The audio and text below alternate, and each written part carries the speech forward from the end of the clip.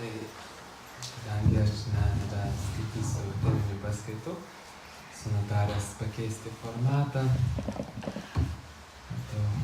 švietimo ir praktika parodė, kad žmonės turi labai daug įvairių klausimų, nebūtinai tokių, kurie apsiriboja kažkokią tai vieną temą. Ir dažnai žmonės nori paklausti kažkokių klausimų, kuriuos galbūt mes niekados ir neapžvelgtume, jeigu eitume grynai vieną temą po kitos temos. Dėl to kažkaip tai nutariau pačiam priimtiniau yra būtent atsakinėti klausimus, jeigu kažkokie tai kyla klausimai iš dvasinės tematikos, psichologinės tematikos, dvasinio tobulėjimo sričių.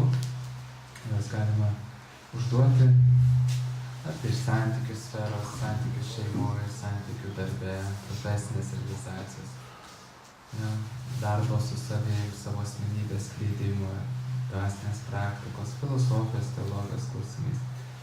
Galima laisvai užduoti, arba galima, mes turim lapą, galima lapą pasiūsti su tušinuku, galima užrašyti ant to lapo, galima gyvai užduoti. Lygiai taip pat galima atsiųsti kitą mėnesį vėl tokią pat programą darysim, tai galima per mėnesį siųsti organizatoriams tas klausimus, jie gali būti kažkas susijęs su situacijom, gali būti bendrinio pobūdžio tie klausimai ir taip toliau. Lygiai taip pat galima ir užsakyti kažkokias tai temas, aš galiu 10-20 minučių pakalbėti vieną ar kitą temą, kuri domina, po to paklausinėti tą temą, kaip jūs norite, tiesiog toksai užsakymų vakaras. Laisvas.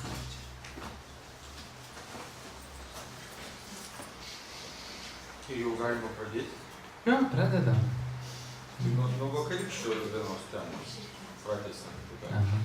Buvo mintis jūsų išsakyta apie tai, kad šeima svarbiau už viską tam, kuris jau šeimos žmogus. Bet vis dėlto aš turiu pavyzdžių praktinių, kai šeima svarbiau už viską ir sugriuvo po to. Tai vadinasi, tėvas negali būti pasakytas į antrąją vietą. Tai geras iš tikrųjų klausimas. Čia apie tai, kas vadžias įmešė. Reiškia, tai aš pagalvosiu, kaip aiškiau atsakyti.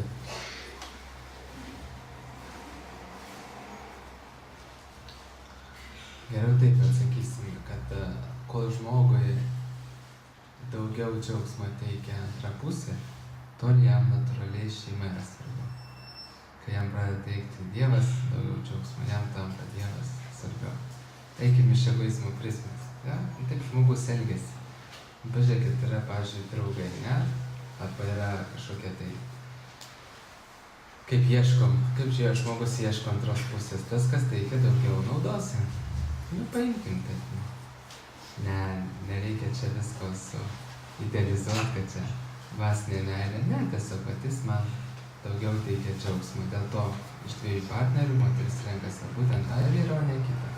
Tai bet vyras, kai jis ieško antros pusės, jam kažkurį labiau patinka. Kodėl labiau patinka? Dėl to, kad jį labiau pamalonina. Fiziškai, psichologiškai, dvasiškai, bet kokio platmėje. Tai jis renkasi tą. Lygiai taip pat šeimoje žmogus natūralu, jeigu jis yra šeimoje, jį daugiau tenkina dar moteris arba vyras. Jeigu jis jau ne šeimoje ir laimingas ne šeimoje, reiškia, jis jau pasitenkinimas semėsi ne iš žmogaus, bet iš aukščiau. Tai va tol, kol tu semiesi džiaugsmą pagrindinį iš žmogaus, tol šeimai, tol tai yra pirminė pareiga. Turi prižiūrėti savo tą kūrinį.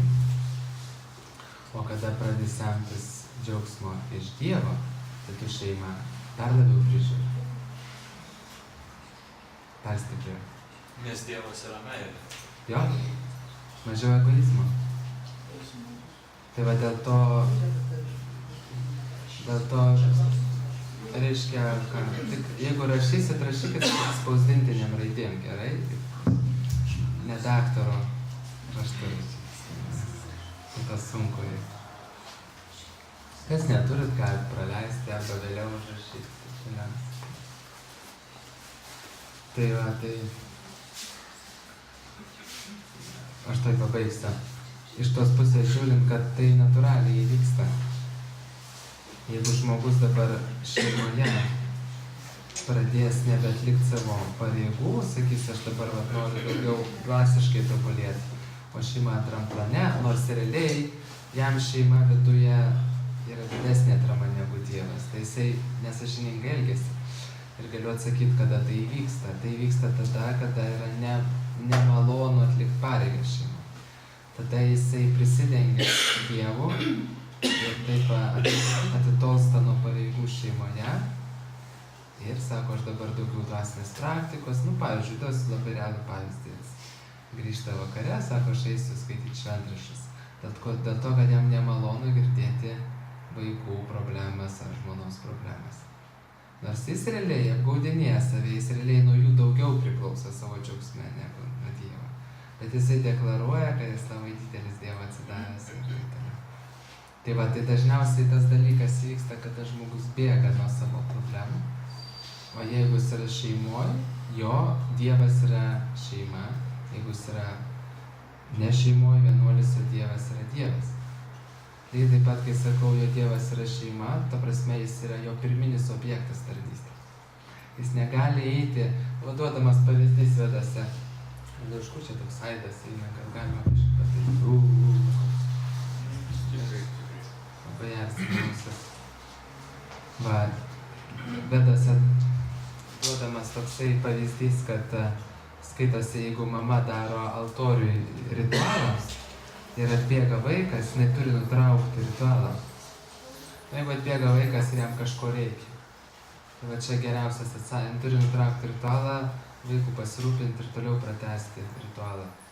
Arba jeigu žmogus kartuoja šventus vardus ir atbėga vaikas, jam reikia kažko, tai jis turi nutraukti meditaciją, pasirūpinti vaikų. Nes jisai ne Dievuje gyvena dar. Jisai turi įsipareigojimus šeimai. O kada jis išeina iš šeimos ir palieka tik Dievas, taip jisai gali sakyti, čia yra ne mano pareiga rūpintis vaikais, čia yra šeimos žmonių pareiga. Bet iki to kelyje būna, kad tiesiog šeimos viduje vienas šeimos narys kitą pastato į Dievo vietą. Ir po to labai skaudžiai po kelių metų būna nuviltas dažniausiai.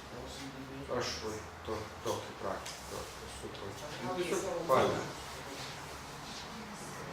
Jo, čia yra, aš kaip ir sakiau, toksai momentas, kad kai mes kalbam, kad šeimos pareigos yra pirmoji, mes nesakom, kad Dievą visai pamirštame. Mes sakom, kad yra dievocentrinė šeima, bet jeigu išeitume iš tų teorinių pasakymų, jeigu paimsim tą žmogų, realiai nuo ko jis priklauso savo vidumi, prie ko jis labiausiai prisirišęs, prie šeimos, ne prie Dievo. Tai reiškia, jisai turi ją rūpintis. Ir tuo pat metu, šalia šeimos pareigų atlikti dvasinės pareigas, ir tos dvasinės pareigos jam neleis suidealizuoti šeimos. Jis niekados nepastatys žmonos ar vyro į Dievo padėtį, nes jis matys, kad tai yra labai trapios būtybės, į kurias atsiremti labai pilnai neišeis niekados. Tai visų pirma yra mirtingi, jis visą laiką laikinai bus šalia ir jie labai yra sąlygoti. Meilė baigėsi, kai mažiau pradedi duoti malonumą. Ir viskas. Mažiau pradedi malonumą duoti, iškart meilė pradeda mažėti. Nes ten ne meilė iš tikrųjų yra, ten yra, kaip prisirišimas. O jeigu dar trumpiau, tai egoistinis prisirišimas. Meilė yra labai brandu. Tai vat, tai kai žmogus praktikuoja, jis pradeda matyti šitos, pradeda matyti, kad jie besišypsantis maži vaikai yra maži egoistikukais. Jie tik šypsosi, bet širdis jų dar labai kieta yra. Vaikas negali mylėti, to sekundėlę. Vaikas negali mylėti. Mylėti gali tik labai brandi asmenybė. Vaikas tik trokšta, kad jį patenkintų. Ir kai jisai subręsta, va čia vienas psichologas labai gražiai pasakė, sako, nesitikėkit, kad vaikai myli. Tik labai brandi asmenybė, kada jai nieko nereikia iš aplinkos gali mylėti. Kol tau reikia kažko, duok, tol tas tavo meilės pilnai dar nėra. Taip, jie kažkiek ten spindulėlis kažkoks yra tarp egoizmo. Bet tu pažiūrėk su vaikais, kas daros, tik biški nedaug kokios scenos. Paaugliui kažko nedaug, kas daros. O sakykit, kodėl toks egoizmas? Nu tai atsineša iš praeitų gyvenimų. Praeitų gyvenimų. O ne šventi gimsta, nu. Tik veidas, vat kaip iliuzija veikia, veidas mažutis, gražutis. Ir taip, aplamai, kai gimsta vaikas, abudu tėvai puola į begalinę iliuziją, jie apanka. Taip veikia visatui surėdyta yra, kad kada gimsta vaikas, yra begalinis sentimentas, nu, apsireiškia, jausmai. Ir tie jausmai tau neleidžia matyti, kad tam vaikas manipuliuoja. Ir tu atrandi savyje, kad tu nebegali griežčiau jam nieko pasakyti, kad tu nori nusileisti, kad tu nenori su juo blogus santykius turėti, nes tu pats tenkinėsi to vaiku. Pats tenkinės. Labai dažnai tėvai negali griežčiau pasakyti vaikui, nes bijo, kad vaikas su jais nebendraus. Nes jie patys tenkinasi to vaiku, o vaikas jais tenkinasi. Tai va, kad žmogus atlieka pareigą šeimoje ir plus atlieka dvasinę praktiką, jis pradeda matyti tą realybę šeimos. Kad ten apie meilę kalbėti dar 100 metų. Jeigu dar pagarbą pasieks per 10 metų, pagarbą, rimtą, gilę patį, labai bus gerai. Po to dėkingumą pasieks, po to žavesį pasieks ir po to pasieks tą meilę, kada nerūpės, ar čia tavo vaikas, ar kaimyno vaikas. Jau bus ta meilė plačiais. Pradžia yra mokymasis pagarba tavo pažiūrom, pagarba tavo noram, pagarba tavo nuomoniai. Net jeigu tu bambukas toje ekonomikoje, ir ten kažkas nesąmonė šnekė, aš vis tiek turiu gerbti. O ne tai, kad tu ką čia nusimanai, patylėk, čia aš pasakysiu, čia ne. Dėl to labai sunku yra. Vienas nori eiti į teatrą, kitas nori važiuoti kalnus rūpinėti. Nu, dabar tu gerbk jo norą. Tu planavai išsivežti kalnus ir sako, aš eisiu dabar teatro festivalis, koks nors kultūros dienas. Man tai kalnai 100 metų. Vaikščioti ten rūpinėti po tos, ar slidinėti ten stovėti. Bet visur pagarba. Aš vegetaras, tu ne vegetaras. Aš pykstu, tu nepyksti. Ir dabar gerbk tavo savo kito pyktį, ne? Neužpyk, kai jis pyksta, ne? Atsižvelk į jo jausmus, jo išgyvenimą. Ja, tas matai, čia tik pagarbos mokinimas mokykloje. Tai va, jeigu jis atlieka pareigas, jisai pradeda matyti tą realybę, kad čia vis tiek nebus to galutinio atramos taško. Šitie pakeleiviai šeimoje nėra patikimi kariai, bet jie palengvina gyvenimą. Nu, tu jautiesi saugiau. Bet tikra atrama yra viduje ryšyje su Dievu ir viskas, ir taškas. Noriu paklausti, ar joga, nu, pavyzdžiui, tikra joga, tai nėra kažkokia depresija, kažkokia apatija, kažkoks tai, nu, toks, nes kitą kartą pasijauti, čia norisi pradėti kultivuoti rimčiau ir jauti, kad kažkokia tai, nu, kažkokia apatija, depresija, kažkokia. Klausimas, ar tikra joga nėra susijusi su apatija ir depresija? Iš tikrųjų geras irgi klausimas dėl to, kad kada rimtai praktikuojat jogą, gali būti normalu, kad užeiti apatiją ir liūdesį. Žinot, kodėl? Dėl to, kad kelia nešvarą iš vidaus. Ir gali būti tokių dienų, kada bus labai sunku ir niūru, nes giliai pakabinot mėšlą. Ir pasmirdo visas kambarys. Aš nežinau, ar atsakiau tai iš šeimos. Jūs norėjot kažką? Aš norėjau klausti tokį klausimą. Esu gerai brendusi, gal jau greit išeisiu. Labai daug jaunystės visokių nuotraukų tokių. Kaip man reikėtų, esu girdėjus, kad iki kenkeriai, vaikai ar anūkai išmes į kokį konteinerį. Nu, tada kaip man jas anksčiau sutvarkyti, taip, kad gyvėsim, kurie palieka, jiem nepakenktų. Ar iš visi nekenkita taip. Ar taip kaip laikraštis, pilna gražių veidų ir visi tie veidai yra konteineriai. O kaip jūs pati norėtumėte, ar likti tas nuotraukas ar ne? Aš norėčiau, kad niekam nepakenkti ir manau gali sudeginti. Matot, galiu taip atsakyti į klausimą. Jeigu šviesioj sąmonės būsenai paliksit kūną, Čia neaišku, ar jūs pirma, ar aš pirmas, nes mes negalim nieko prognozuoti, taip? Jeigu šviesioj sąmonėje jūs paliksite kūną, žmonės, kurie jūs atsimins, gaus geros energijos. Ir nuotraukas vartydami, jie gaus iš jūsų tą ryšį. Dėl to jums spręsti, atsižvelkite savo vidinę būseną. Jeigu jūs praktikuojate dvasiškai, tai aš manau, nuotraukas palikite. Jeigu būtumėte alkoholikė kokia nors, arba jau visai degradavusi moteris, kurie ant visko niurzga, pyksta, tada jo, žiūrint į tokias nuotraukas, energiją prarandi iš karto. Bet jeigu jūs praktikuojate dvasiškai, einat tuo dvasiniu keliu, aš manau, pažiūrėję į tas nuotraukas, žmonės tikrai atsimins, va, kokia buvo optimistiška, dvasiška mūsų močiutė. Ir jie patys gal įsikvėps tobulėti. Dėl to aš tai nereagiu. O sakykit, laidotuvių nuotraukos. Laidotuvių nuotraukos yra... Bet tos senos, tokios rusiškos. Sakau, žiūrint koks, kaip čia neatsakysi vienareikšmiškai, šiaip mirusių nuotraukų kambarį tikrai nereikėtų laikyti kampinį. Tai čia faktas. Nebent, sakau, tas miręs buvo tokia šviesi asmenybė, kai tu pasižiūri, tai nebesinori padaryti pavyzdžiui. Kai pasižiūri... Mirusių gyvųjų aplinkui karstą pilną. Kaip? Paveiksluodamos anksčiau, dabar žiūriu, nebėr tokios mados. Miręs karste, o aplinkui gyvieji, giminai. Ne, tai paveiksluoja. Laiko ten už rankos, ne? Visai kaip. Nu tai sakau, žmonėm tu dabar, va, kaip tik lapkričio 1 artėja. Lapkričio 1 artėja ir mirusių diena, va čia gal ta tema yra aktuali, kad sakau, jeigu tu nori jį atsiminti, tai ir turėk tas nuotraukas. Jeigu nenori atsiminti, sudegink tas nuotraukas. Grieko tikrai nebus. Bet žiūrėkim, ką mes jaučiam atsimindami tą žmogų. Prašiausiai. Jeigu užeina liūdesys ir pradeda sapnuotis tas žmogus, tai tikrai geriau tas nuotraukas. Kažkaip gražiai į ugnies stichiją ištirpdinkim. Bet savo nuotraukų, tai aš manau, nereikėtų deginti jums.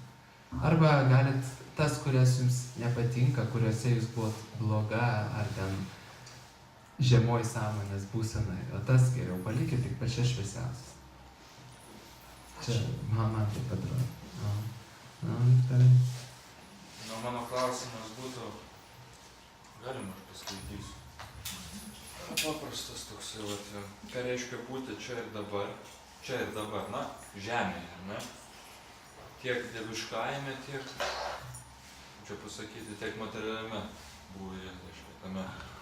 Ir kaip elgtis su savimi taip ir su kitais žmonėmis dalykais ir su pareigom, kad išlaikyti tą harmoniją tarp dieviškojo ir materialiojo. Klausimas, kaip būti čia ir dabar? Čia ir dabar dieviškajame ir materialiame, kad nenuklysti, čia pasakyti. Nepaskęstum į materializmą ir nepakiltum į dangų, jo? Jo, nes gal lunatekiai tokie galim patapti iš jūsų. Bet būtent tą balansą galima daviškyti. Būtent tą balansą duoda, kada mes atliekam dvasinės ir materialias pareigas. Šiek taip sudaryta, taip kad mes turim ne tik dvasinės pareigas. O pagal savo, kaip čia prigimtį, ar ne? Pagal savo prigimtį. Jeigu aš esu verslininkas ir aš turiu materialių pareigų, tarkime, pirminės mano pareigos, sako, kad sanatana dharma, reiškia Dievui, reiškia tarnauti.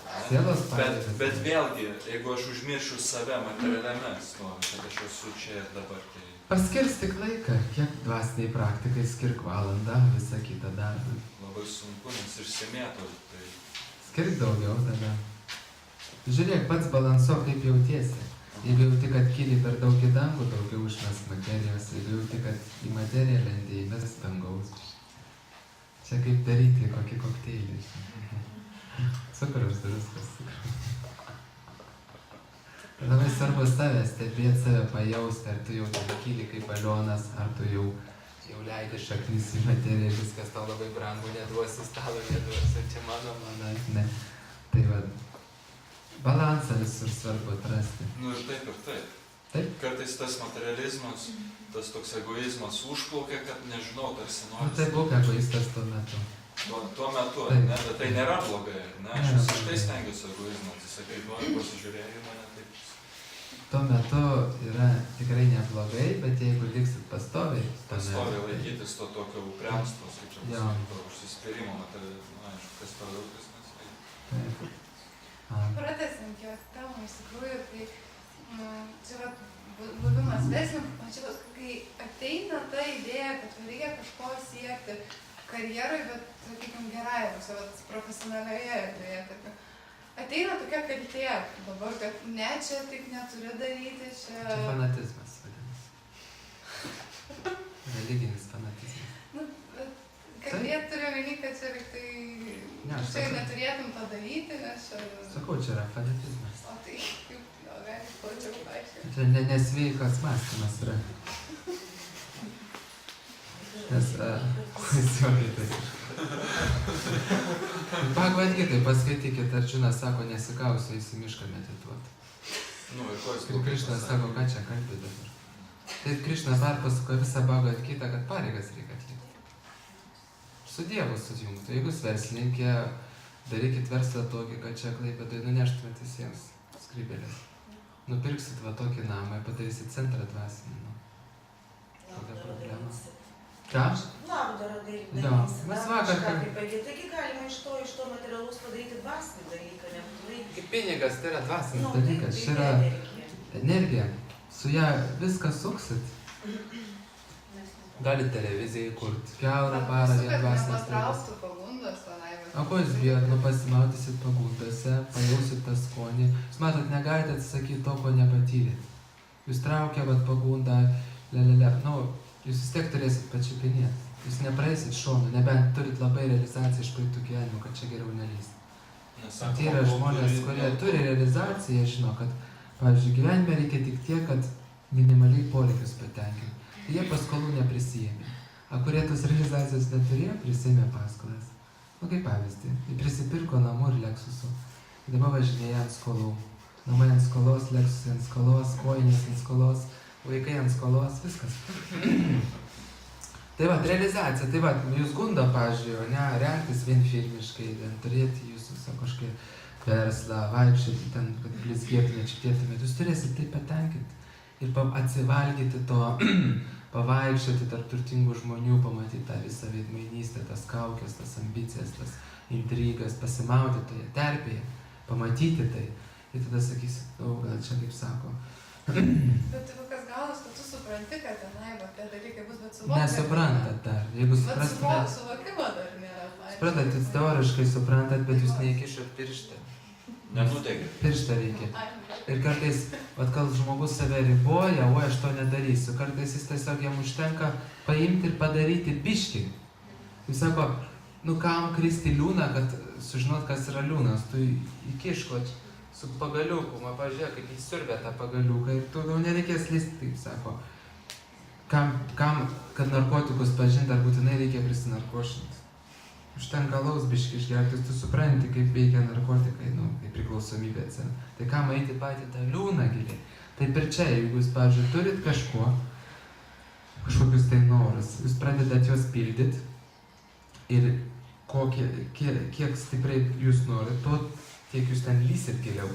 Ir jūs matysit, kad lendat, nes noro jėga yra begalinė, jūs nesustabdysit noro. Kaip žmonės imdavo milijoninės paskolas, nors jie suvokė, kad verslas nėra stabilus, kad... Bet vat noras buvo toks begalinis, reiškia, jis vertė daryti, vertė realizuoti. Ir jūs sustosit tik tada, kai tą noro galiai išseks. Ir jeigu pa žmogui yra labai didelis noras, jis, pavyzdžiui, šlovės, jis lips ant scenos ir nuogas nusirengs. Ir sakys, čia mano profesija, kaip aktoriai sako. Čia mano profesija. Ko jūs norit? Mano profesija. Ir tokiu atveju geras variantas mechaniškai, dvasiškai kažką daryti, bent jau mechaniškai, sakyčiau. Tai dvasinė praktika tau iškels tą norą materialų ir tave privers jį išpildyti. Bet tik tai skirsis tu nuo to žmogaus, kuris nepraktikuoja, kad tu gausi iškart realizaciją, kad čia... Jeigu mechaniškai kiekvieną dieną darai, tai gali visi neutralizuotis arba kažką... Kai kurios norus gali neutralizuoti, bet yra norų, kur niekad neneutralizuos. Niekados, reikės pačiupinėti. Misiukas galiausiai Bus. pasirinks. Bus. Bet yra norai, kur jūs tokie kaip profesiniai norai, šeimos norai, jų praktiškai labai sunku ištrinti. Tai turi eiti iš praeitų gyvenimo jau realizacijos stiprios. Bet jei žinai, kad tai neteiks laimės, vis tiek turi eiti.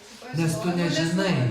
Nes tu nežinai, jau Žinai, nežinomybė nes žudo, pasakė kažkoks supranti. autoritetingas, pavyzdžiui, ar kažkokia knyga, ar kažkas. Ok, supratau, jeigu kažkas pasakė, tai vat pamokymo nektarė labai gražiai rašo, kad pats intelektualiausias žmogus, jam pasakė, jis klauso. Ir nedaro. Tai čia yra su intelektu žmogus. Toliau žmogus antros rūšies, čia be mokinių tipus. Pasakė mokytis, nenada. Ir nedaro. Nu, nesako, bus taip, taip, taip, taip ir taip. Ai, reikia nešti nagrinėjot. O to antros rūšies mokinys yra tas, kuriam pasakė, jį padarė. Bet padarė, nusvylo ir sako, viskas, taškas. Trečios rūšies, pasakė, padarė vieną kartą, nusvylo, daro antrą kartą. Dar trečią. Ir taip toliau, ten eina tos rūšys. Tai vat mūsų rūšis yra tokia, kad mums pasakė, mes darom, svylam, darom, svylam, darom, svylam. Ir pagal savo nuodėmingumo laipsnį mes turim pasiekti tam tikrą kiekį nusivylimų. Ir skaitas, ko žmogus dorybingesnis, to jam mažiau užtenka svylimo. O ko žmogus mažiau dorybingesnis, to jam reikia daugiau nusivylimų. Nu, pavyzdžiui, 5 gyvenimus atsėdėti kalėjimuose, kad ateitų mintis, kad gal jau užtenka vogti. Ne, ką jūs dabar žiūrėkitės, taip yra. Tasme, ką aš noriu pasakyti, kad yra noras, jeigu yra noras atsineštas iš praeitų gyvenimų labai stiprus, tau pasako, bet ta noro jėga verčia daryti, suprantat? Ir va dabar, kai mes turim čia kiek žmonių susirinkę, visi turi čia savo specifinius norus. Ir tie norai juk atsinešti dažniausiai iš praeitų gyvenimų. Ir yra žmogaus, kurio nesustabdysi. Reiškia, jisai daro, svyla, daro, svyla, daro, svyla. Nes ta noro jėga, jinai turi išsekti, turi išeiti. Tai jeigu jisai, pavyzdžiui, 5 gyvenimus tenkinasi seksualiai, jisai 6 gyvenimą norės pastoviai seksualinių džiaugsmų, jam neužteks žmonos, neužteks, skirsis, vesis. Tas noras eis toks didelis, kad jam visi aiškinsis ir matys, kaip kenčia, bet jis nieko negalės padaryti. Tai va čia reiškia, o čia yra bloga karma, reiškia, tu atėjai su norais. Karma yra norai tavo. Tu tai darėjai, tu patyrei iš to malonumo praeitį ir tu dabar tik pamatei, wow, kaip faina, aš vėl. Nu, tas pats, kaip mes paragavom torto, jo. Atneša tortą, mes spontaniškai norim torto. Jeigu žmogus praeitam gyvenime prisiragavo savų tortų, ne, leiskim šiuo atveju, seksualiniai džiaugsmai, jam šiam gyvenime jau nuo pat mažumės bunda, nori seksualiai Ar galima tenkintis. įsiterpti? Važiuoja fūra, ten ta, kur mašinas veža lengvas. Tai yra geras noras, ten ta viena mašina, yra blogas noras. Yra vėl geras, tai kaip išvažiuoti, jeigu jos antram aukšte? Tai norai. Numesti jas? Norai nei pirmam, nei antram aukšte. Nu, aš suprantu, nu, tarkim, čia taip grubiai. Iš tikrųjų, tai paraleliai eina, yra žmogus turi dvi, juk šitas savo pusės yra gyvuliška pusė, nuodėmingoji pusė, arba kaip sakant, yra juodoji ta pusė, va tie visi norai, ne? Nuodėmingi Tai norai. kaip tu savo norus Ir yra kita pusė pas žmogų, noras kažkaip keistis, noras tobulėti. Tai jisai ką daro? Jisai tada pasirenka bendravimą su žmonėm, pas kurios norai, pas kurios yra daugiau norų dvasiškai tobulėti ir mažiau norų nuodėmės daryti. Tada jisai persima norus. Tų žmonių jis užsikrečia. Ir pradeda pas jį atsirasti šviesesni norai. O pakelkite rankas, kas nežiūri televizorius. Galite pakelti? Kas nežiūri? Na, nepradėkime. Kaip Jo, iš viso nežiūri. Iš viso. Nu, tai tokių nebus, nes vis tiek pro šalį eidamas. Aš norėčiau tokius sakinius turėti, kur Bet nutinam, Viktorai, mes dar nebaigėm O tu, klausimą. pavyzdžiui, norėjimas siekti kažko profesiniai srity yra nuodėmingas noras? Ne, čia jūs taip galvojate. Tai bet aš klausiu. Iš tikrųjų, jūs bijot, norit šlovės, bet bijot gauti šlovę. Norit pripažinimo, bet bijot gauti pripažinimą. Norit pinigų, bet bijot, jūs nepriimat savęs kokias. Aš čia kaip pavyzdį duodu. Pavyzdžiui, jeigu žmogus nori, aš turėjau kieme draugą, kuris norėjo būti prezidentu. Konkrečiai. Jis 2 metus mums visiems įtikinėjo, kad jis bus prezidentas. Bet jis mokyklas net nesižiūrės labai. Bet realiai jis turėjo tą norą ir buvo labai gražu man matyti. Jis mane patį išlaisvindavo su savo laisvė. Visi juokdavos, bet sako, koks aš esu toks, bet aš turiu šitą norą. Tai pamatysite, aš būsiu prezidentas. Tasme patį net tokį, norą. Ir gal jau gyvenimus nutrūko iki to? Aš nežinau, kur dabar jisai, bet ten netapo kol kas prezidentas. Skaidrumo makaradas, ne? Taip, jūs... Noriu jūsų klausti. Su manim kažkas darosi labai keisti dalykai. Važiuoju 5 valandą rytą į turgų, vežimėlį pasiėmiau, labai gerai, krepšį prisirišau, piniginiai ten įdėjau, jau lėkiau einu. Ir iš kur krepšį ant rankos. Tai kas man pasakė? Krepšį ant rankos 2 kartus. Važiuoju, jau dabar greit skubau, netoli turgus. Atvažiavau, krepšio nėra. Kaip atsirišę, taip gražiai, taip stipriai pririšau, nėra krepšio. Mane būt 5 šunys neparvyja, kaip aš nešiaus to krepšio atgal ieškau. Jokia krepšio niekur nepareimau, nusinukabinau. Kaip čia dabar yra? Kas man sakė, iš kur man sakė krepšio ant rankos? Pasakykite, kas čia man kalba? Dar vienas dalykas buvo labai įdomus. Jaunystėje bendrabutį pavaukiau kažkokiai ten merginai, 6 gyvenom ir mes visus buvom labai biednus, mes žuvės taukus valgėm su bulvėm. O tam buvo iš kaimo į lašinius mum kampė, tik tai ten pjausta ir mum tik kvapas kenta. O aš galvoju, ale ko jin tokie dabar skulptai? O anksčiau buvo tokios dėžės, kur geležim apkaustytos. Jin ten turi galvoju, reikia vis tiek kaip nors ten įeiti tų lašinių pasiimti kokį biškį. Kaip aš įėjau, ten tokį bombą užkabintą ant tos dėžės. O kaip aš įėjau, aš nežinau, šiandien reikėtų tą padaryti, turbūt neišeiti. Įėjau, ką man tų lašinių, tai per 3 pirštus pinigų. Tai jau ten pasiėmiau, kiek jau aš pasiėmiau, gana sąžiningai turbūt pasiėmiau, nesu tokia gauša, jau pasiėmiau. Kai ištaisiau vakarienę visom 6, ją kviečiu, Vlada, eik sėskis, ne, kaip norim mes valgom, o visi klausia, Elena, iš kur tu tą vakarienę padarai? Sako, ėskit, įtilykit. Ir jis išveičia, žiauriai, iš kur ta Elena dabar ištaisė tą vakarienę, bet ištaisė. Ir aš ją visą gyvenimą, jau šiandien man bebiški 80, aš ją visą 60 metų susitikdavau mieste. Ką man čia kur nors kažkai ką padariau? Ne. Ji turbūt pernai įeinu į parduotuvę Prizmę, į Vladą ten. Aš po bažnyčios įeinu, sakau, ko nieko neperki, sako, nieko nėra. Sakau, ką tu kalbi, nieko nėra, tu atsimeni, o man kažkas atiduok. O Jėzau, prakaituoju, karoliai, pranugarą peik, visą šlapę, raudoną iš veidą, dūsauju giliai, man atiduok, sako. Sakau, Vlada, ko čia meluoji, nieko nėra, atsimeni, kada nieko nebuvo, kad aš vakarienį ištaisiau, sako, iš mano dėžės. Jinai man sako. Sakau, ko nieko nesakei tada. Aš sako, jūs 5 mane būtumėt užmušę. Aš galėjau. Tai sakau, Vlada, rydink man tą akmenį nuo krūtinės, ten jau ištraukiu, kiek šiuo laiku netaip jau visai prastai gyvenu, kad jau man reiktų prie konteinerio knistis. Tai sakau, junk ir nieko, nereik, junk, būk gerai, junk. Tai kišau aš į kišenę, kiek jau kišau, gal biškį mažiau duodu, gal daugiau duodu, bet jau aš tau atsilyginu. Išlikiau, šiandien šios matyti nebegaliu, man gėda šiandien, kaip čia dabar išeina? Kas čia su to mano protu daros? Tai kas galvojat, kad gėdos jausmas yra blogai? Ne, bet kas man sako, kodėl jį atiduok, arba su tuo krepšiu ant rankos, tai kas čia, durinėt pradeda, kas čia daros? Ne, tai jeigu sako atiduok skolą, tai aišku, kad sąžinės balsas. Čia jau, o krepšis? O dėl krepšio, tai čia gali būti daug priežasčių. Krepšį ant rankos. Atvažiavau krepšį nėra. Su visą pinigėlį. Ar sąžinė užsiema tokiais? Gali būti jau tie ducheliai. Kaip?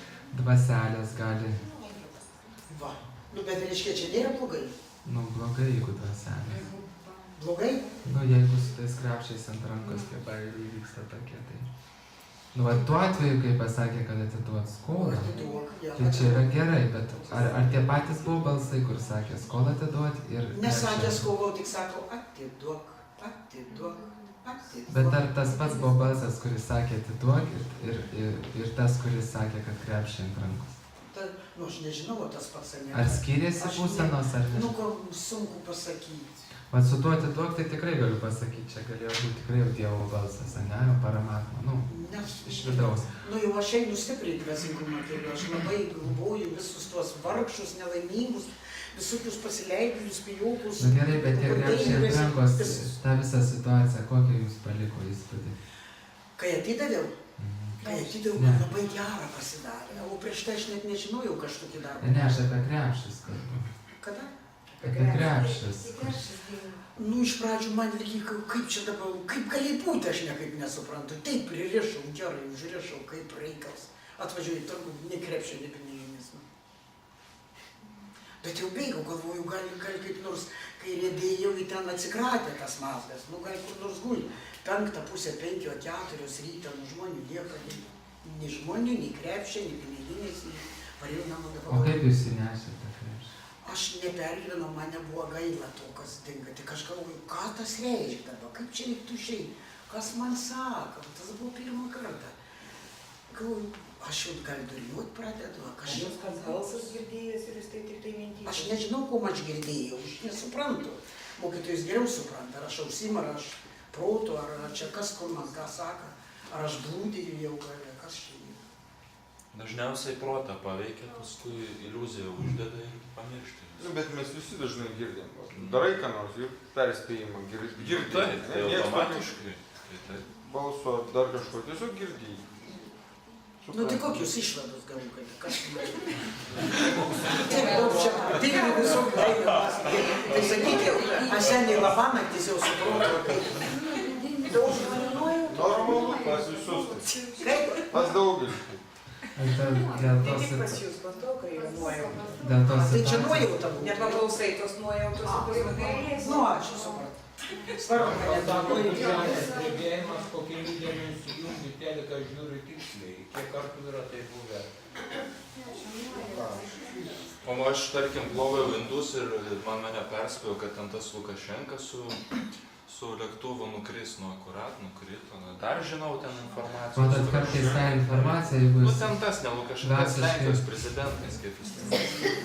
jeigu jūs dvasiškai tobulėjat, tai jūs galite gauti iš kosmoso tą Nu tai va, informaciją. greičiausiai aš Ir jums priklausiu. gali ateiti, nu, Nu, ačiū Dievui. iš angelų galite gauti informaciją, iš širdies, iš aukščiausio Dievo asmens. Skaitosi pagal Vedas aukščiausias Dievo asmuo, tam tikrų pavydalų yra širdies čakrui. O širdyje ten ateina informacija.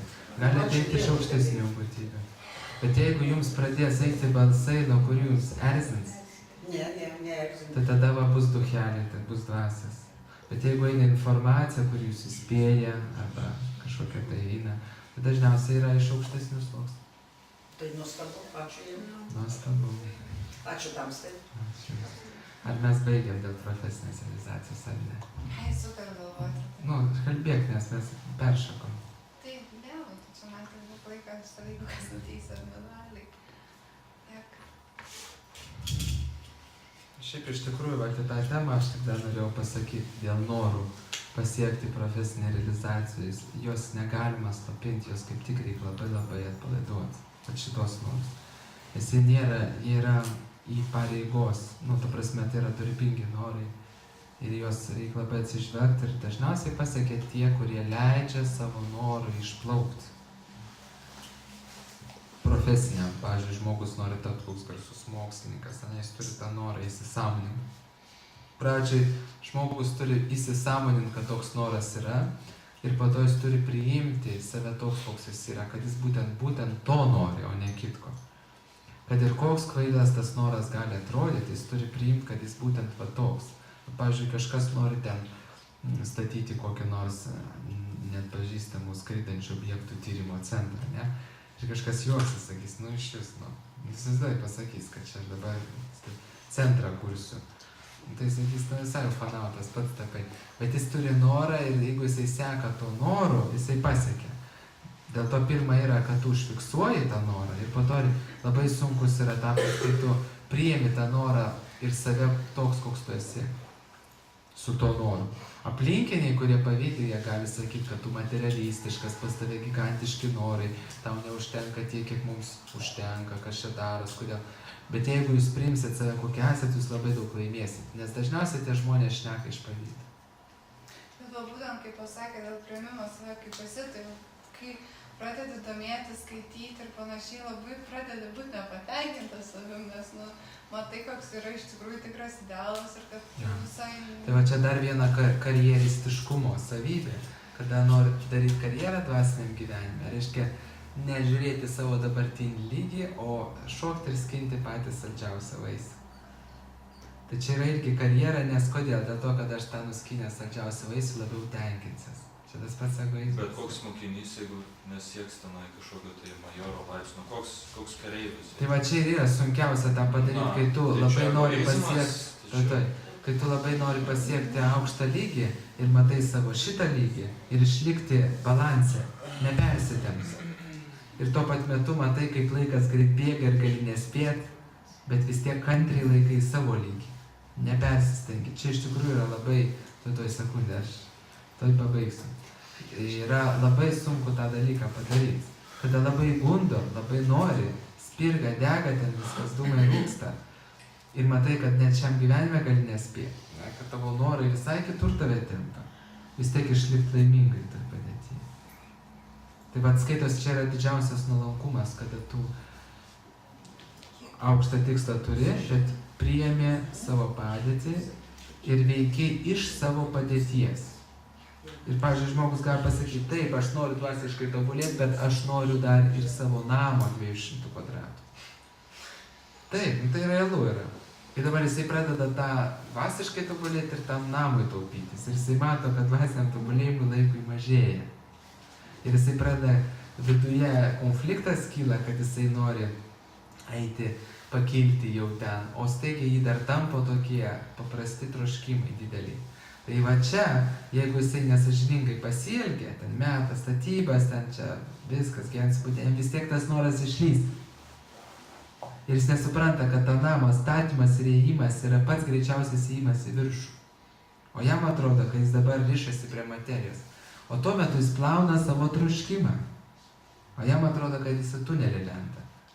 Tai yra pats greičiausias ėjimas į viršų, kada tu kilo noras, ne tai, kad tu iš karto aklai bėgi ir tenkini tą norą. Ne, jeigu jis tau pastoviai neduoda ramybės, neduoda, reikia realizuoti, reikia pačiupinėti. Reikia priimti save, koks esu. Mano standartai tokie.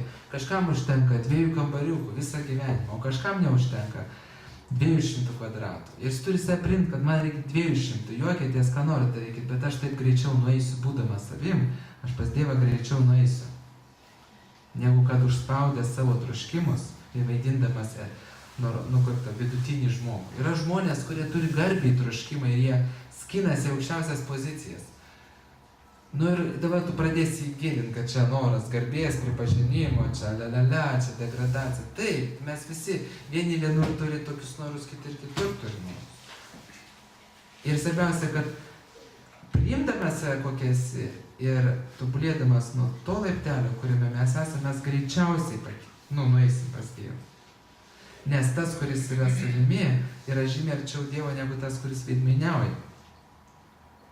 Ir dažniausiai veidmainiai po to krenta. Jie dažniausiai užspaudę būna kažką.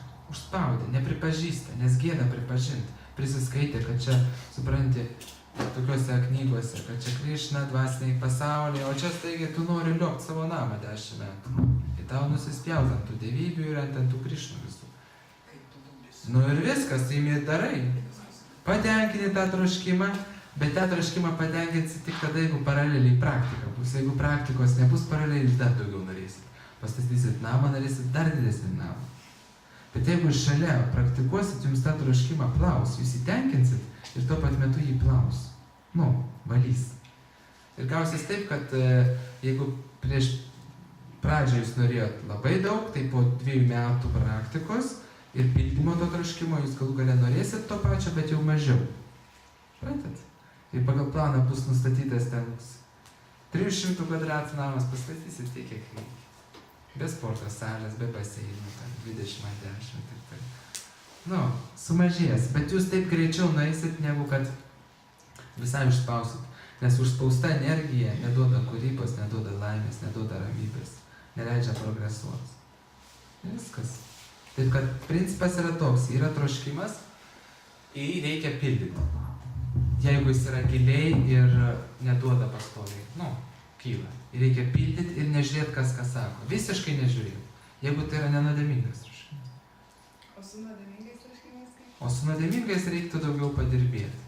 O jeigu vis tiek jau dirbi ir vis tiek pila, tada turi eiti nuodėmę, sąmoningai. Eini nuodėmę, išsimaudam taip purve, pamatai, įsitikinė ir atgailauji, kad kitą kartą tas troškimas būtų mažesnis, po to neatsilaikai kitą kartą, vėl eini nuodėmę, vėl atgailauji, vėl eini nuodėmę, vėl ir taip po biškį išvalai. Po biškį. O jeigu užsiveršit diržą, tai sproksit. Sproksit. Kaupsis, sproksit. Tai va, tie nuodėmingi troškimai, jis tenkini, bet suprantat, visas efektas vyksta, kai paraleliai vyksta pjovimas šaknies. Jūs laistot piktžolę, bet ir pjaunat. Tas pjovimas yra intensyvesnis negu laistymas. Ta piktžolė jis biškį gauna pasimaitinimo, nes jinai klykt pradėtų. Bet jūs tuo pat metu ją pjaunat.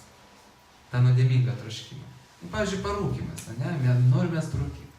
Mes rūkyti. Parūkai, blogai, čia vėl atgailaujimo, tau kelia motyvacija. Mest. Vėl neatsilaikai, vėl biškį parūkai. Bet tu pastoviai jau pjauni, po biškį tu matai, kad mažėja tas noras, mažėja. Arba noras kažką pameluot, noras apkalbėti, noras pavogti kažką, arba prasisukti kažkaip. O profesiniai troškimai jie yra darbingi, tai yra dharma. Krišna Bhagavad Gita visą Gitą papasakoja tam, kad Arjuna atliktų savo profesiją, eitų kautis su mušalu. Taip mes greičiau, ir aš kiek turiu pažįstamų ir kiek konsultacinę praktiką rodo, tie žmonės, kurie užgniaužia savyje troškimus, netobulėjo greit. Ir viskas. Jie vis tiek po 5, po 10 metų tie troškimai išlindo kaip slibinai ir jie turėjo grįžti. Ir tenkintos troškimus. Žinau žmonių, kurie bėgo nuo savo troškimų. Bėgo. Norėjo būti kitokiais, bet juos grąžino į juos pačius. Ir svarbiausia praktika pirmą tą ir padaro, grąžina tave į tavo padėtį tikrą, numeta nuo to stogo į pirmą aukštą. Ir parodo, va čia yra. Ir tu pamatai, oi, aš nenoriu tokio savęs, aš nenoriu, bet tave priverčia savo tą, kaip būna katina į tą balutę. Filmas Samsara. Jo, geras. Labai į temą. Tai pamurkdo į tavo pačią tą sisiuką. Ir sako, va čia. Ir turi nuo čia judėti. Nes tie visi va tokie peršoksiu yra grynas egoizmas. Man bus dar fainiau, jeigu peršoks. Toks nesažiningas ėjimas. O kaip yra su tais, kurie... Laukiškai, nepertrauk. Ar atsakiau klausimą? Kaip yra su tais žmonėm, kurie turi, čia pasakyti, stiprią valią, yra realizavę save noruose, bet pastumėję kitus tam tikrus troškimus, tam tikrus norus, tarsi žinodami, gal jie mato? Jo. Jeigu tave pastumėjo, reiškia, turėjai dar tų norų. O kai nebeturėsi, tai jisai bandys stumti pats nuo kaip oras stumti. Bet jeigu tu tų norų neturi biškį, tai jis užsikabina jau čia, dar turi pastumę. Jeigu pastumė, reiškia, yra už ko pastumti. O jeigu nebėra to noro, tai oras tas.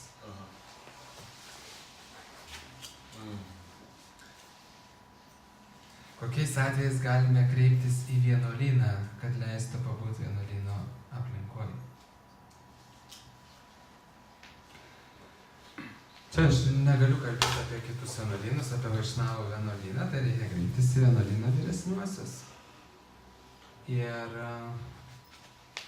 kad leistų pabūti, jo, reikia kreiptis į vienuolyną vyresniuosius ir labai būti sąžiningam ateinant į vienuolyną, kokia yra motyvacija ateiti į vienuolyną. Ar ne nuo policijos bėgni, ar dar nuo kažko, ne? Tai turi būti sąžininga. Lygiai taip pat į vienuolyną nepatariama eiti žmonėm, kurie turi su psichika, jeigu jautri psichika, turi psichinių problemų. Negalima eiti, nes ten labai dideli krūviai ir jiem dar blogiau pasidaro.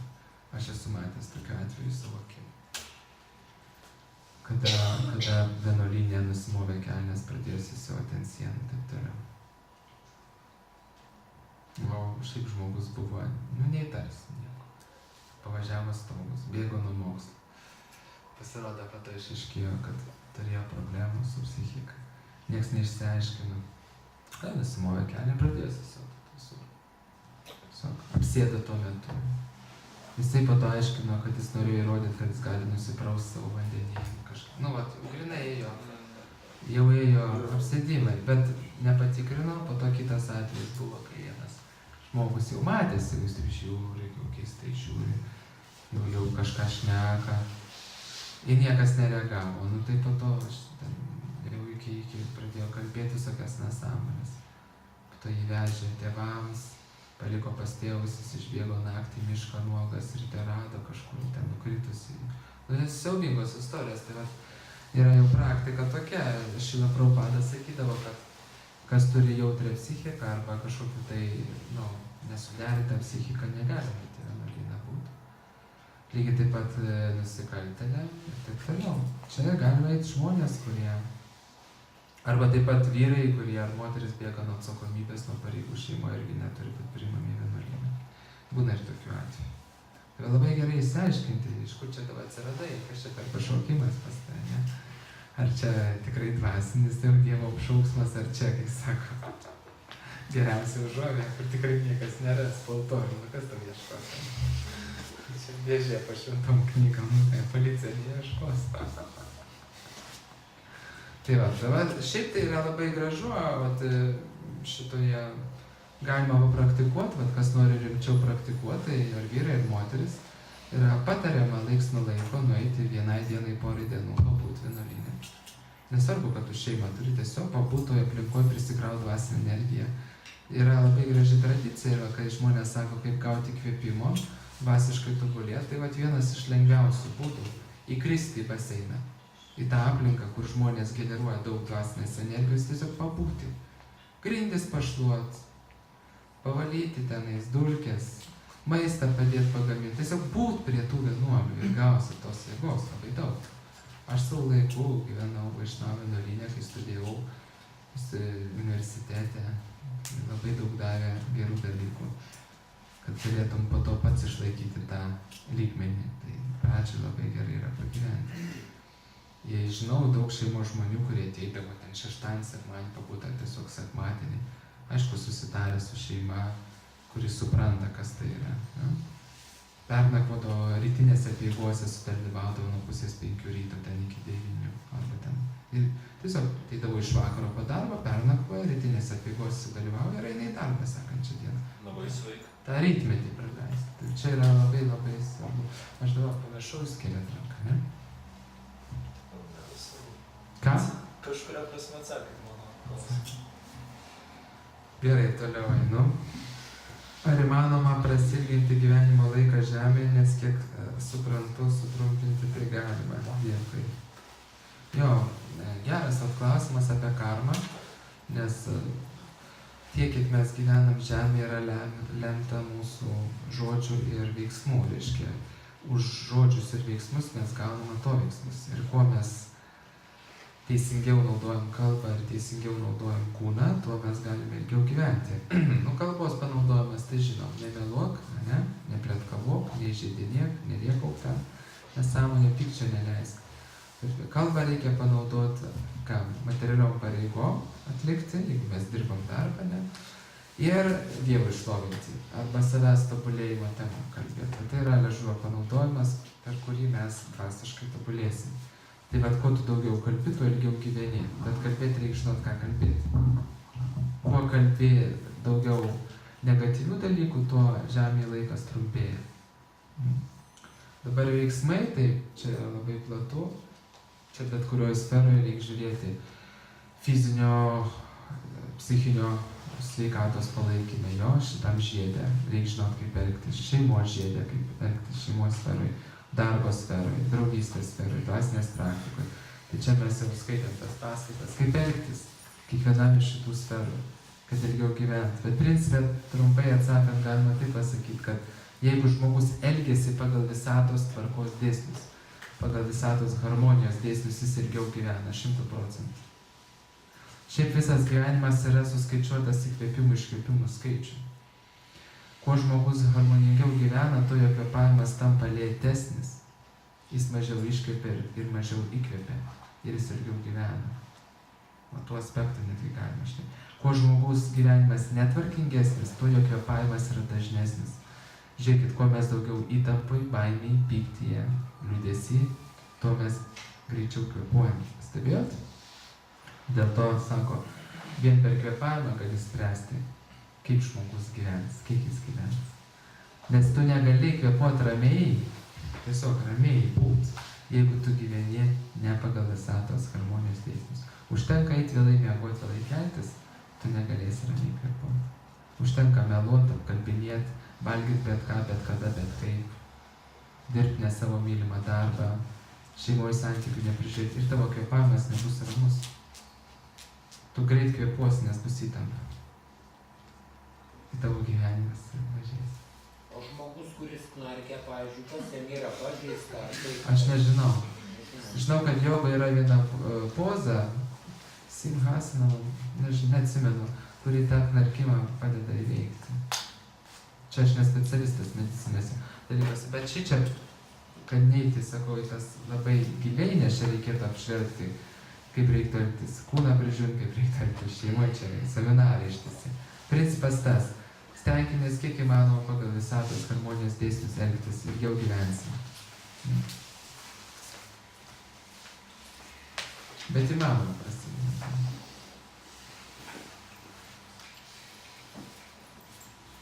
Viso pasaulio virtuvėse neapseina be svogūnų ir česnakų, kodėl vaišnavai nevartoja šių produktų. Labai paprastai, joga yra mokslas, ajurveda yra mokslas, kuris aiškina, kad kiekvienas produktas turi įtaką ne tik kūnui, bet ir psichikai. Ir ajurveda ir joga yra kaip dviejų medalio pusės. Ajurveda yra skirta kam? Kad suharmonizuoti kūną, jo ir psichiką. Joga yra skirta tam, kad užmegzti ryšį su Dievu. Kitaip sakant, mes ryšio su Dievu negalime užmegzti, jeigu mūsų kūnas ir psichika nebus subalansuoti. Ir yra produktai, kurie išveda iš balanso kūną ir psichiką. Ir va šitie gražuoliai yra išvardinti šitam klausime. Cibuliai ir česnakai. Nieks neneigia, kad šitie produktai neturi maisto medžiagų. Taip, jie turi įdomų savybių. Bet šitie produktai išveda kūną ir psichiką iš pusiausvyros. Jeigu konkrečiai, tai galiu pasakyti, kad svogūnai ir česnakai kelia aistrą ir pyktį. Kas praktikuoja jogą, jeigu jis nori ramios psichikos, svogūnų ir česnakų derėtų vengti. Nes bet jūs pabandykit, nevalgykit metus svogūnų česnakų, arba 2 metus, ir po to užvalgykit. Kelia aistrą. Tai yra produktai, kurie tempia psichiką į žemesnį sluoksnį. O tie produktai tempia. Taip ajurveda rašo, lygiai taip pat grybai. Grybai yra, reiškia, svogūnai česnakai tempia į neišmanymą ir aistrą. O neišmanymą ir aistroj pasireiškia liūdesys, pyktis, baimė, neapykanta, geismas, godumas. Taip pat potencialiai žmogus, kuris valgo šitos produktus, pas jį potencialiai bus didesnė galimybė apsireikšti šitom emociniam būsenom. O su tokiom emociniam būsenom jogą praktikuoti yra sunkiau. Dėl to joga ir sako, jeigu tu nori ramaus proto, nevartok šito produktų. Ne dėl to, kad jie blogi, jie žmogui taip veikia. Kitam gyvam organizmui kitaip veikia. Taip pat dar papildymą galėčiau pasakyti apie tą neišmanymą, kad ajurveda tą patį sako ir apie ožkos pieną. Taip pat neišmanymą priskirimas. Irgi neišmanymą, ne? Bet ožkos pienas palyginus auksas dar su šitais česnakais. Bet ar galima juos panaudoti, nes jie turi gydomųjų savybių? Naudokit gydom. Bet neaukoti. Gydomiems dalykams. Bet nepastoviai maistu. Bet jūs net pamatysit, kad jie turi pakaitalus ir satviniuose.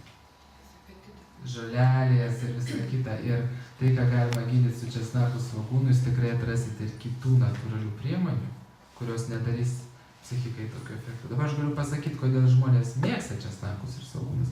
Dėl to, kad jie gyvena įstroje įtampą. Dėl to ir yra viso pasaulio virtuvėse česnakas ir O svogūnas. poras. Nes, palauk, poras, kiek aš suprantu, yra Bet jis turi panašių medžiagų. vartotinas. Ne, pagal Ayurvedą poras nedaro tokios įtakos psichikai. Čia aš jau ne medikas, sunku, bet atvažiuos, jeigu Nantą atvažiuos, tai jo paklauskit. Bet dėl česnako svogūno, kodėl paplitę po visą pasaulį? Nes visas pasaulis aistroj gyvena. Dėl to jam reikia pačirškinti, paspirginti ir viskas. Kur jūs matėt, kad pasaulyje būtų jogų valstybė? Jogų miestas, nors vienas. Dėl to ir varo, nu česnakas aštrumo. Žiūrėkit, kuo daugiau įtampo įrandiesi, tuo daugiau nori kepto maisto, aštraus ir sūraus. Iš karto, česnakas, svogūnai, kepta duonytė, iš karto eina tas. Dėl to sako Bhagavad Gitoj maistas aistroj, kuris yra per daug aštrus, per daug sūrus. Per daug aštrus. Bet taip jie turi įdomų įsigą. Dabar labai populiarus tas sodas, jį per televizorių rodo. O, nu, kas per gydytojas, kaip tokį... Aš nežinau, tai nieko. Girdėjau.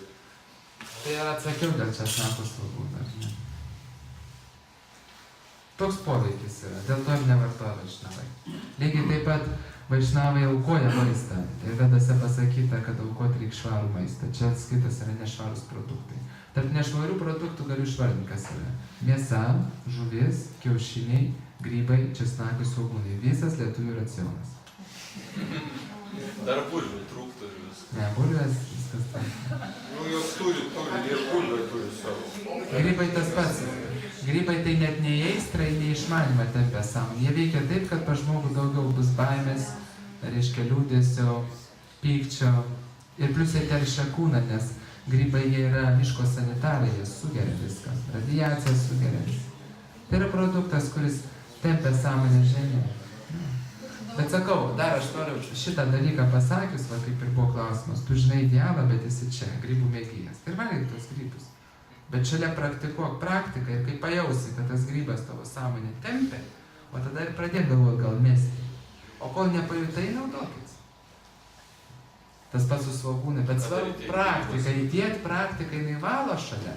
Ir tu vieną dieną pradėjus, kad kažkas, nu ne to, nu nemalonu, negerai, nepriima. Kūnelis biškiai apsivalys, pamatysit, tu nesinorės tų grybų.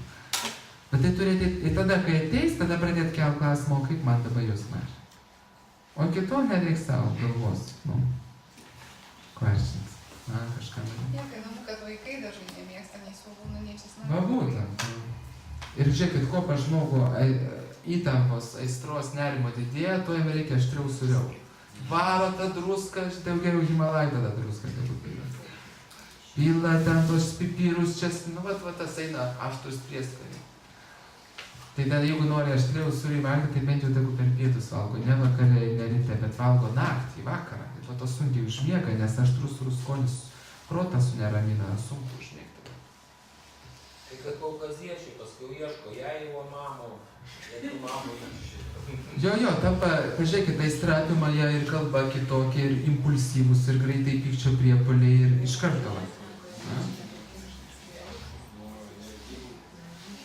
Nu visi žinom, kad su pabendraut su gruzinais, su kaukaziečiais. Einam toliau? Kaip vaišnavų tradicija interpretuoja žodį sekta, kaip galima atskirti tikrą mokymą nuo sektantiško, kaip apsiginti nuo krikščionių.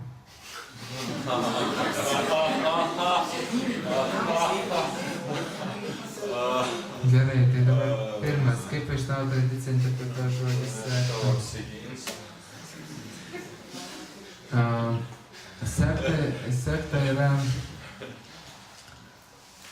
Sekta yra tai, kas atskilo nuo pagrindinios tradicijos. Sekta reiškia atskilęs. Ir jeigu yra mokymas, kuris atskyla nuo mokytojų mokinių seka perduoto mokymo, tas mokymas ir ta grupė žmonių, kurie tą mokymą išpažįsta, yra sekta. Dabar kiekviena autentiška tradicija, jinai turi turėti mokytojų mokinių seką. Tada yra autentiška tradicija. Kitaip sakant, mokymas neturi būti iškrypęs tūkstantmečiais. Turi būti pradininkas, kuris eina nuo Dievo, dažniausiai tai būna yra pranašas kažkoks tai, išminčius, kuris sako, kad atėjo nuo Dievo. Ja? Mes turim Kristų, turim Muhamedą, turim Vaišnavo tradicijai Brahma, yra išminčius visatoj toksai, taip toliau. Aiškiai, jie ateina nuo Dievo, kiekviena dvasinė tradicija turi prasidėti nuo aukščiausio Dievo asmens, nes tik jisai neturi šitų apribojimų, tik jisai yra tobulas ir tik jis gali duoti tobulą mokymą. Kaip tu gali, pavyzdžiui, duoti, važiuoju, ir Vedos mokymas? Vedos sako, tai yra dieviškas mokymas. Tai žiūrėkit, praėjo tūkstantmečiai, nors viena taisyklė ištrinė, nei vieno sakinio ir Vedai neištrinta, nei vienas sakinys nepavedė. O ten receptai sudėtingi visokie, tas taip veikia, iš kur žmonės galėjo žinoti, dėl to, kad tai yra ne žmonių mokslas, net jau paėmus materialo ir Veda mokslas. Lygiai taip pat architektūros menas vediniai kultūrai, neiškrypo nei čiučiut. Astrologija lygiai taip pat, ten iš viso miškas atrodytų. Ten kažkokios planetos kažkaip veikia, tada tas tau tas bus, tas anas bus, toks charakteris bus anoks. Tai reiškia, kad ateina per mokytojų seką, tai yra nežmogiškos žinios. Bet ateina asmenybės, kurios gali komunikuoti tiesiai su Dievu. Ir jos gauna tą žinojimą ir perduoda žmogui, mokiniam. Iš tų mokinių tūkstančių, kurie tampa labai kvalifikuoti, jie turi teisę būti po to mokytojais. Jie perduoda savo mokiniams. Iš tų tūkstančių mokinių atsiranda mokiniai, kurie pažengia, jie turi teisę būti mokytojais. Ir taip ateina tas mokymas iki šių dienų. Ir toks mokymas vadinasi autoritetingas mokymas. Dabar, kada atskyla nuo to mokymo dėl asmeninių kažkokių troškimų grupė žmonių ir susikuria savo mokymą, iškraipo jį. Ta žmonių grupė su tuo mokymu tampa sekta. Ir savo laiku, aš, kaip pasakyti, ir Indijoje yra atskilę, pavyzdžiui, nuo Vaišnavų tradicijos, Gaudija Vaišnavų linijos atskilę, kurie vieni buvo per daug geismingi ir pradėjo įsivaizduoti, kad jie tenais yra dvasiniam pasauliu, piemenaitės ten ir iškraipė filosofiją. Lygiai taip pat krikščionybė yra daug sektų, kurios iškraipo. Ne? Lygiai taip pat islame yra daug sektų, kurios, pavyzdžiui, skelbia džihadą, ne, visom religijom pasaulio. Ir visi, kas ne islamo, žudysim. Yra sekta, atskilę. Ten pasidalylė šiitai, sunitai ir taip toliau. No, kaip galima atskirti tikrą mokymą nuo sektantiško. Tai va, tikras mokymas niekados nepropaguos agresijos. Niekados. Tikras mokymas, jisai nesiskirs nuo to mokymo, kuris buvo prieš 100, prieš 200, prieš 300, prieš 400 metų. Toje sekoje. Bet tu turi turėti mokytojus iš to laikmečio, kad palygintum. Pavyzdžiui, aš kai studijavau Šrimad Bhagavatam, kosmologiją, skaičiau 10, nuo 13 amžiaus iki 21 amžiaus parašytus komentarus ir visi tie patys. Susiduoji, praėjo 7 amžiai, 8 ir visur ta pati informacija eina. Bet tokią knygą turiu ir man labai buvo džiugu matyti, kaip šimtmečiais neiškrypo, nei smulkiausia detalė. Tai pas Vaišnavų labai yra tas išreikšta mokytojų mokinių seka. Pavyzdžiui, krikščionybė yra sunkiau, nes ten ta mintis keitėsi ir buvo nutraukimai dideli. Dėl to galbūt dabar mes neturime krikščioniškų literatūroje nei žinių, nei apie karmą, nei reinkarnaciją. Kažkas gražiai ten išbraukė. Ja. Konstantinas pasistė. Konstantinas. Tai va, net jeigu taip griežtai šnekant, tai toks mokymas būtų sektantiškas. Bet kadangi čia jau baisiai labai jau skamba, tai taip neteiksim, bet mokymas yra iškraipytas. Ir dabar gaunasi, žiūrėkit, kaip apsigint nuo krikščionių. Ta prasme yra tikrai, mano patirtis rodo, kad labai nedaug krikščionių toleruoja lamai rytų mokymus. Ir netgi toks visų gerbiamas Rudzinskas atvirai šneka, kad Vedos, reiškia Krišnos garbinimai ten, kiti judėjimai rytiečių yra nuvelnė. Tai va čia yra grinai sektantizmas. Tai mane jau užflūdino tam tas velnias, tas žodis. Tarsi čia yra, lygiai taip pat, pavyzdžiui, tą patį šneka kitas egzorcistas, kaip jo vardas yra Vilkauskas berods, jo, irgi šneka. Čia yra pilnas, nu kaip pasakyti, yra net ir įžeidimas. Negalima šnekėti. Kiek man tekę diskutuoti, susitikti, nu aš tik vieną buvau sutikęs pranciškonų vienuolį, kuris pasakė, aš irgi Bhagavad Gitą skaitau. Su visais kitais šypsosi, bet viduj tokia nuomonė, tik per Jėzų Kristų visi kiti pasiklydę dar grįž į teisingą kelią. Va čia yra sektantizmas, tikrai, atvirom kortom. Aš tą tradiciją labai gerbiu, nes ją praktikavau. Bet kada susitinki sektantus, tai tada geriau nekalbėti, sakyt, nes brolinės seserys einam savais keliais. Turėjau tikrai labai nemalonių susitikimų ir tikrai labai nusivylęs esu. Nes nepripažinti, net netoleruot tokių dalykų, tai yra jau kaip gyvūno lygis, gyvūnai netoleruoja. Ne iš mano kiemo reiškia. Iš Indijos buvo atvažiavęs katalikų kunigas į Juozapo bažnyčią. Ir ten ką jau sakė, jis ką sakė, ir paskui šaukė, kiek galėjo. Kaip egzorcizmą pradeda. Ar atsižadėkite nuo jogos? Visi, ar atsižadate? Atsižadam visi. Aš noriu kartu. Kad jie nepalietė tos jogos. Bet aš, pažiūrėjau, žinau tokių pažangių krikščionių, pažiūrėjau. Kiek jis ten ir reikia, ar atsižadat pamėlynavęs visas. Pats joks mėlynumą, aišku, nematęs. Bet aš žinau ir tokių tolerantiškų krikščionių, kaip, pažiūrėjau, Kaune, žinau, mano vienas pažįstamas, žinot, Soborą, toks yra Kaune Laisvės alėjos Soboras. Tai po jo Rusys, tokia didelė salė, tai ten pažįstamas vesdavo jogą krikščioniškam jaunimui. Tai kažkokius elementus priėmė mankštos, bet filosofijos kratosi, bet kiek man tekė giliau domėtis, tai rimto rango kunigai žino ir apie astrologiją, apie karmą, apie reinkarnaciją. Nežinau, kodėl jiems draudžiama tai propaguoti. Nežinau, yra matomai susiję su politika, su pinigais, su organizaciniais, su manipuliavimu ir taip toliau. Vien tas faktas, kad Vatikanas neleidžia į savo slaptas bibliotekas, kurios yra tūkstančiai veikalų. Ir parinktos būtent tik 4 evangelijos, kurios kažkodėl buvo pripažintos kanonų. Bet yra krūvos dar kitų evangelijų raštų, kurie neaišku apie ką rašo, aišku apie ką rašo. Kurių neleidžia prisiliesti. Ir jeigu krikščionis būtų tikrai praktikuojantis pasaulį, jie ką padaryti, jie visų pirma šturmuotų Vatikaną ir sakytų, duokit mums literatūros.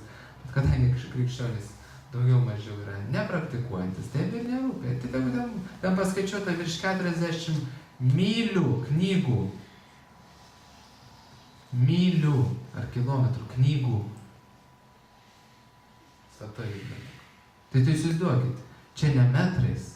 40 000 metrų lentynų. Čia nukris galima, nuvirsti iš ko.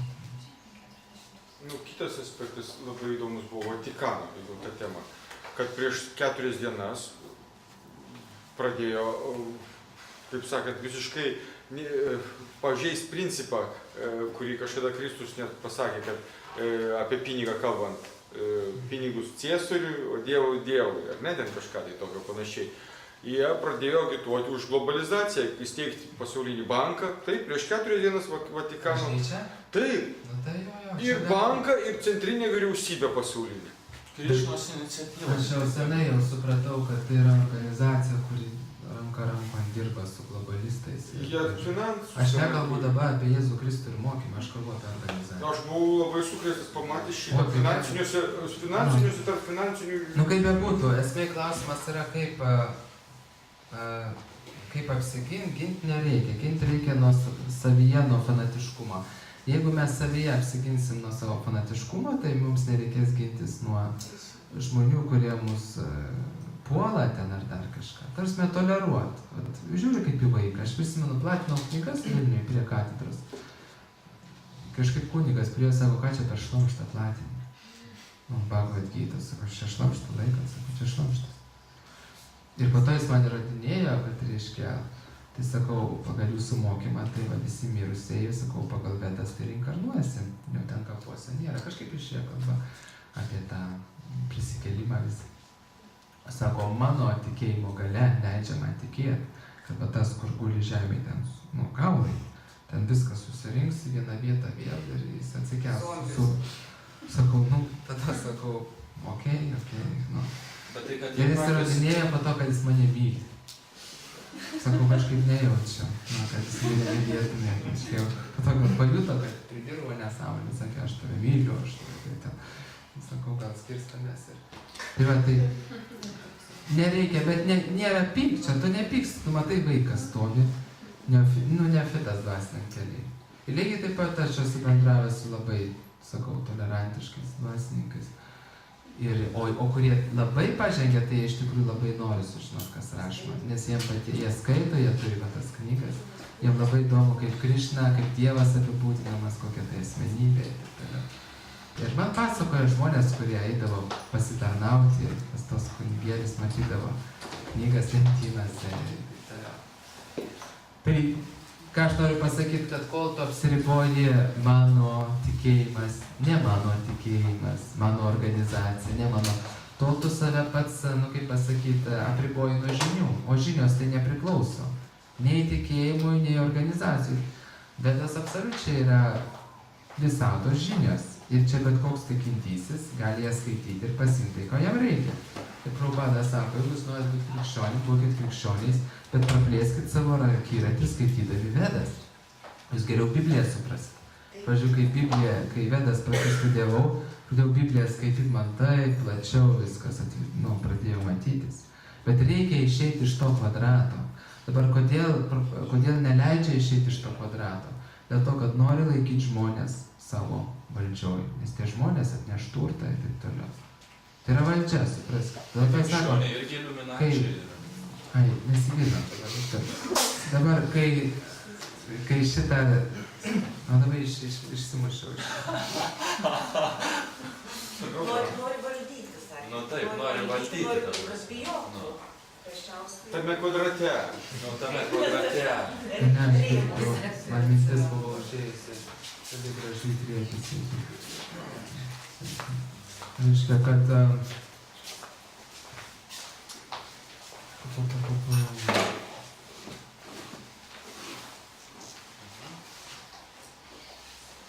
nepertraukinėkit, kad buvo labai svarbus kažkoks momentas.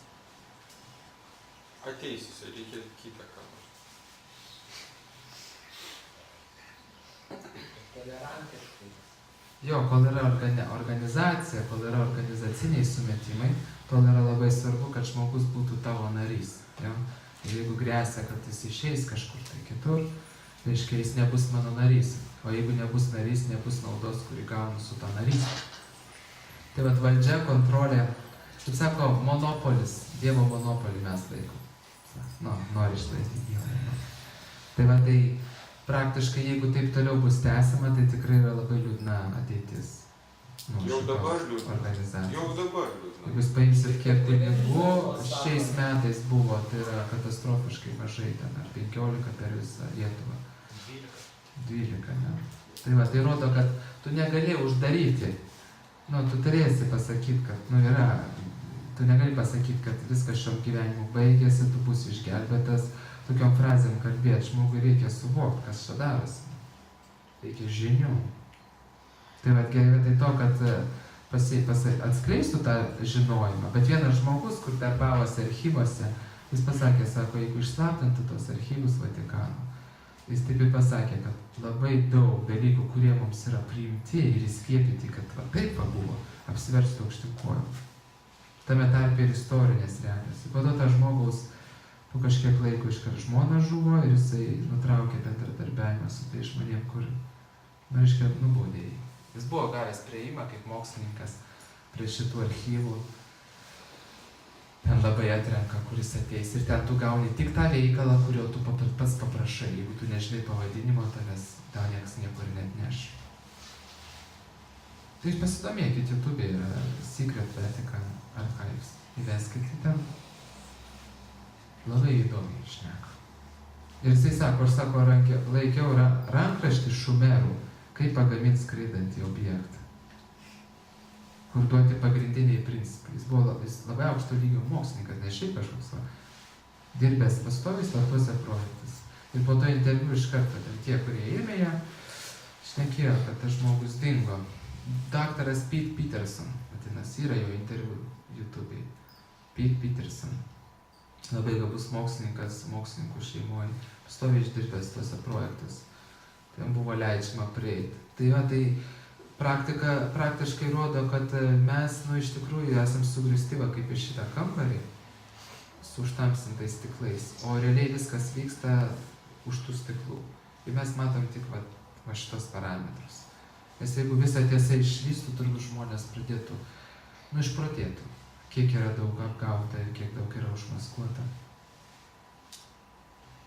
Man vienas žmogus pasakojo, kur dirbo Rusijoje dar prieš 30 metų, reiškia, karinėse struktūrose slaptosiuose. Jis sakė, pirma mūsų pamoka buvo tokia, mes atėjom, susirinkom, ten atrinko ten iš Tarybų Sąjungos visas, mes suvažiavom ir sako, sėdi senukas ir laiko taip tušino pieštuką ir žiūri. Tai buvo pirma pamoka, jie susirinko ir žiūri. 10 minučių žiūrėjo ir po to atitraukė pirštus ir pieštukas laikėsi ore. Ir sako, matot, kokios yra žmogaus galimybės. Ir kvietė po vieną ateiti ir apvesti ranką, ar jis tai ten nesilaiko už kokių. Ir kai visi patikrino, tai buvo pirma jų pamoka. Sako, aš treniravausi 5 metus. Čia ruošė tos, spec, reiškia, tarnybom. Tai čia buvo pirma pamoka, o po to kokias pamokas nieks nepasakojo, bet jie ir užrištom akim diagnozuodavo su pirštais per kūną, kur koks organ, visokiausių dalykų pripasakė. Esmė tame, kad tai, ką mes čia gauname ten tose mokyklose, tai čia yra jerunda. Tikrai.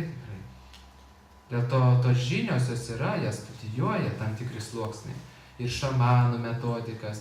Bet to tas žmogus, sako, mus vežė į būktai tokia kvalifikacijos pakėlimą, sako, aš mačiau savo akim, kaip šamanas su, reiškia, energija prie akių užtraukia žaizdą. Prie akių. Sako, tokių dalykų, kur mokslas niekada nepaaiškina. Prie Baikalo ežero ten vežė pas kažkokius savo. Taip sako, tai buvo mūsų apmokymas, čia buvo prieš 40 ar kiek metų. Man yra pasakoja šitą. Jis dar tą gomurinį tokį garsą, dar prie to.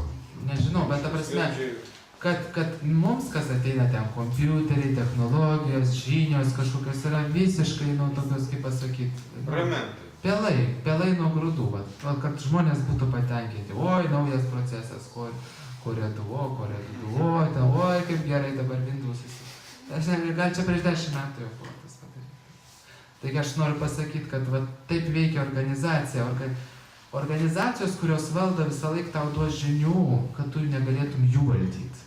Nes žinios yra raktas į valdymą. Turi žinias, gali valdyti. Turi jėgą, neturi žinių. Dėl to, kodėl brahmanai vietiniai kultūrai bet kam žinių neperdodavo. Mantros ginklu, ne? Būdavo mantros, kada tu gali iškviesti ginklą su garsu. Pavyzdžiui, kad tavo kraują iščiulptų. Iškviečia ginklą ir pradės čiulpti kraują iš priešininkų. O tokie ginklai, reiškia. Reiškia, jiem būdavo perdodami mokytojai tik tais tiem, kurie ypatingai dori būdavo. Kurie bus laisvi nuo pykčio, kontroliuoja savo jausmus, nes duosi bepročiui tokį ginklą, kas bus. Reiškia, ten rašoma, kad tai buvo mokytojų mokinių seka perdodamos tos mantros, mistiniai ginklai, išskirtiniam asmenybėm, netgi tarptų jau pažengusių vedinės kultūros žmonių.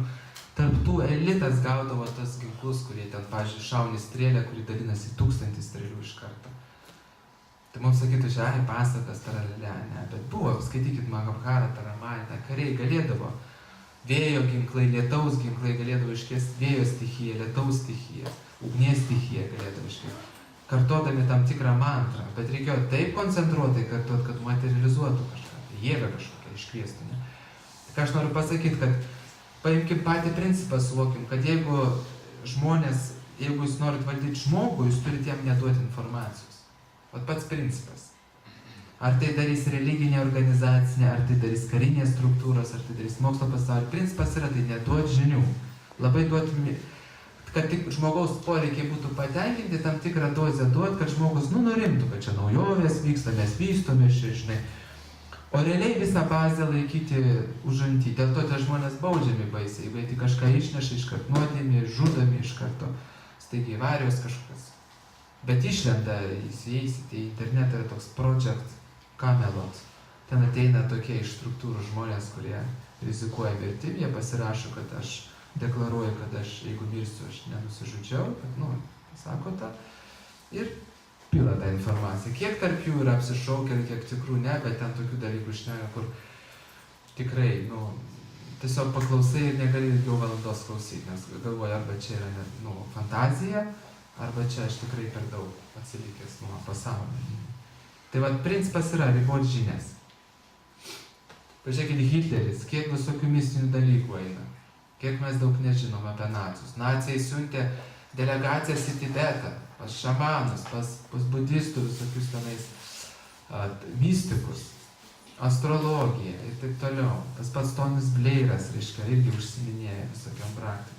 Tai aš noriu pasakyti, kad jeigu mes pradėsim tik tais praktikuoti dvasiškai kažką, mums iškart pradėsim matyti, kad čia visur bando į kvadratą įkišti. Ir tą kvadrato sąmonę įkūnija televizorius. Vat viską, ką per televiziją praktiškai duoda, tai formuoja tą kvadratinę sąmonę. Aišku, per televiziją išlenda ir gerų dalykų, bet pagrindė tai, vat, žiūrėsite realybės šou, šok su manim, mylėk mane, vat, tokias, ir užmušinėsi laiką, konkrečiai užmušinėsi laiką, kurį galėtum skirti dvasiniam tobulėjimui. Einam toliau. Jei meilė atsiranda tik vėliau, tampant brandžiai asmenybei, tai tuomet kaip žinoti, jog sutikai tą žmogų?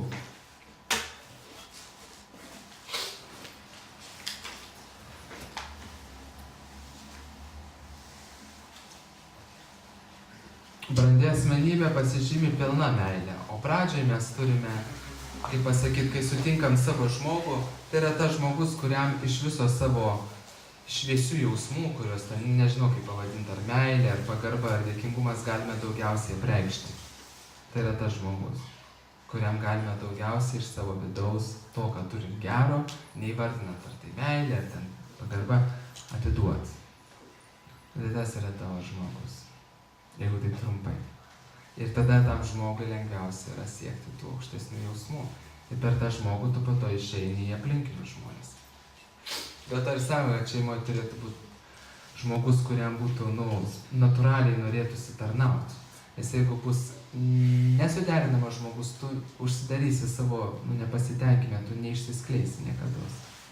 Kai yra tavo žmogus, tu tau lengviau tarnauti, negu kad ne tavo, ne žmogus.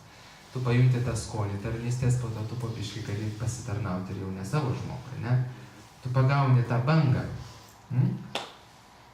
Ar aiškus tas momentas, pagauni šitą?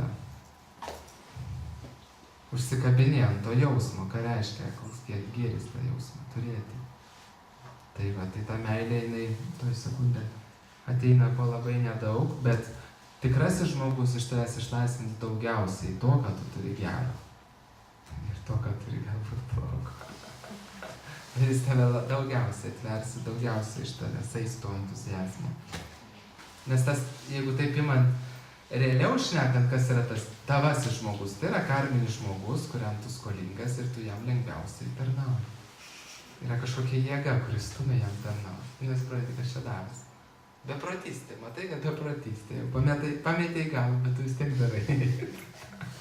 Čia vadinasi K-A-R-M-A. Karma. Ir tas ryšys toks atrodo senas, suvokiamas, suprantamas. Kaip ir savaime aišku. Ne, kaip ir čia man daro kažką, aš dar ne pirmą gyvenimą darai kažką. Jeigu taip trumpai.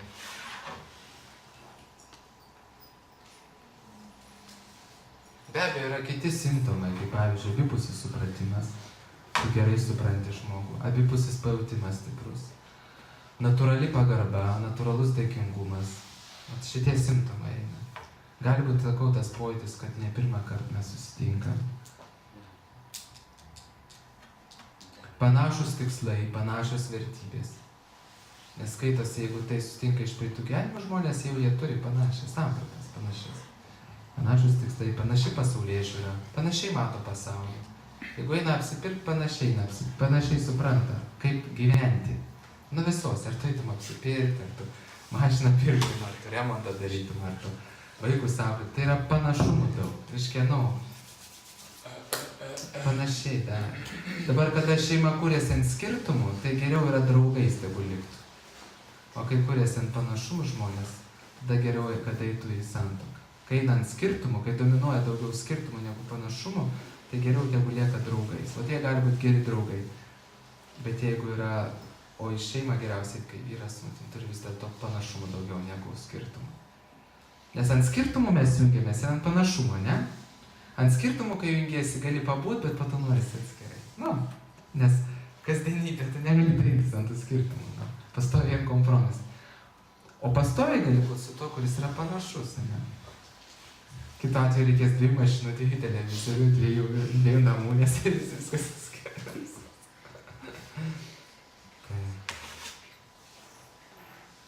Filmų nupaišytas paveikslas netenka prasmės, juk ir jie vien tik iškreipia. Nu, kad apgauna, matyt, filmai, ne? Nesupratau biškai šito klausimo. Filmų nupaišytas paveikslas netenka prasmės, juk ir jie vien tik iškreipia. Kieno paveikslas? Matyti realybės.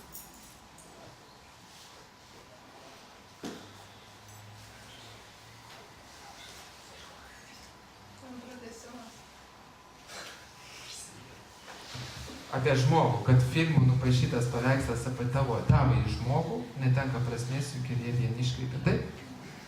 Jo, čia labai geras klausimas. Kaip žiniasklaida ardo šeimas. Čia labai gera tema. Žiniasklaida labai daug prisideda media prie šeimų ardymo, nes jie rodo tokius modelius, kurie iš tikrųjų, tokias nesąmonėlės rodo dažniausiai. Labai mažai filmų, kurie rodo apie normalią šeimą, kuri buvo sukurta normaliais pagrindais ir su normaliu modeliu. O jeigu pažiūrėti ten tos serialus, tai iš viso yra, destrukcija pilna, intrigos ir labai daug kūniškumo. Visų pirma, kokia pirma ardymo, aš turiu vieną stiklinėčią. Vienas iš momentų, kuris ardo, tai yra, kad šeima atsiranda ant seksualinio pagrindo. Va čia iš karto eina, savaitę sutiko, jau miega. Po pusę metų jau pažįsta vienas kitą labai gerai, tuokėsi. Tai vat labai pabrėžiamas kūniškumas. Tai praktiškai, jeigu iki santuokos turi daug seksualinių santykių, daug apanki. Kažkas čia labai sakytų nesąmonė, bet taip yra, nes tu turi, kad eiti santuoką ne kiek kūną pažinti, bet kiek jo psichiką, jo charakterį. O kada labai daug kūniškai tenkinės, tu apanki paprasčiausiai. Tu gyveni ant to malonumo. Jisai neleidžia tau pamatyti, koks žmogus iš tikrųjų yra. O tu gali labai greit pamatyti, koks jis yra, jeigu tu nesileidi į seksualinius santykius. O kaip išlenda greitai? Iš karto. Kokios vertybės, kokie tikslai, kiek jis kontroliuoja savo geismus. Labai greitai. Labai greitai. Pretenzijas, iš karto. Aš nesakau, kad visai čia reikia užrišti. Čia turbūt tokių jogų neatsiras, kurie iki santuokos nesukris. Bet jeigu jūs norit vieną iš aspektų padaryti, suretinkit tą dalyką, pamatysit, kiek pagarbos padidės. Iš karto pagarba pradės augti, dienom.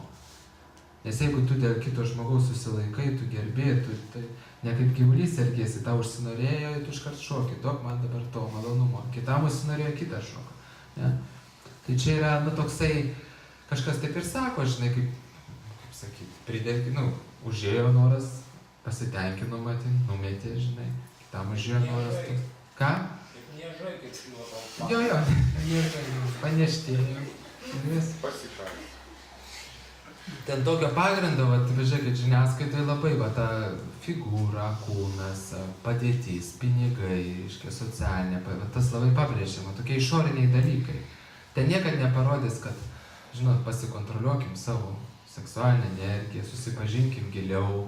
Ten nerodys šeimos, kuri dvasiškai praktikuoja, niekados neparodys, kurios centre Dievas, kurie ten pamedituoja, arba pastudijuoja, arba eina į paskaitą. Ne, ten eina viskas šeima, tai dar dažnai tokias idylės rodo namas, ten vaikai, mašina, ten dar tokie kažkokie, viskas tai gerai, tai sudedamosios dalys, bet tai ne pamatas. Ir tas tavasis, tai kokiais ten principais paremtas, nu, mes patys žinom, labai paviršutiniais dalykais. Tai va, tai žiniasklaidos reikia mažiau žiūrėti va tos medijos, nes padaro paveikslą, kas yra moteris, vyras tokie. Tarp kitko, labai dažnai rodo silpną vyrą, kuris ten guodžiasi moteriai, moteris įkvėpia, palaiko ten jį. Ne. O tai iš tikrųjų nėra gerai. Aha. Norėjau paklausti, mes čia vieną kartą diskutavom su Jolanta, kad vyras visą laiką turi dešiniai pusiai, prasme, o moteris Jo, palaikiau. Kaip Energetiškai. čia šitą plačiau? Tiesiog taip energetiškai yra, kad vyro pozicija yra dešinė, moteris yra kairiai. Taip jinai jaukiau jausis eidama ir taip jinai jausis saugiau. Taip. Nu, pabandykit.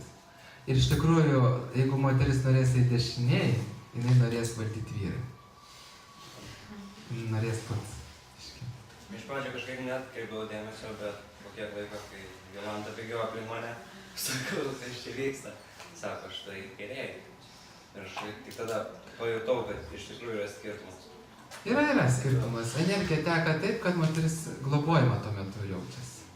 Nu, o tai yra įdomus dalykas. Jeigu jūs paimsite Radha ir Krišną, jo? Dieviška vyra, dieviška moteris, matot, kas kokioj pusės pažiūrė.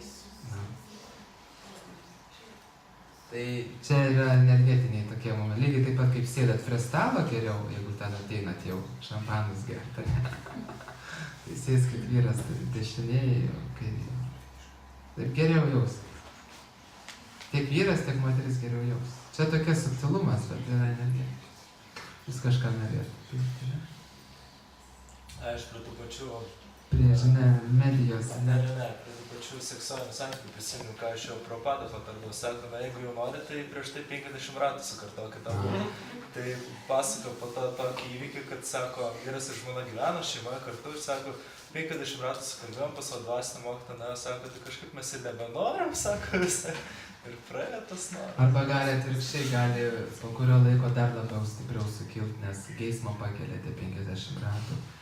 Dėl to aš tai irgi čia labai svarbu, kadangi Vaišnavų tradicijai pabrėžiama, kad reikia dirbti su seksualinė energija, jo?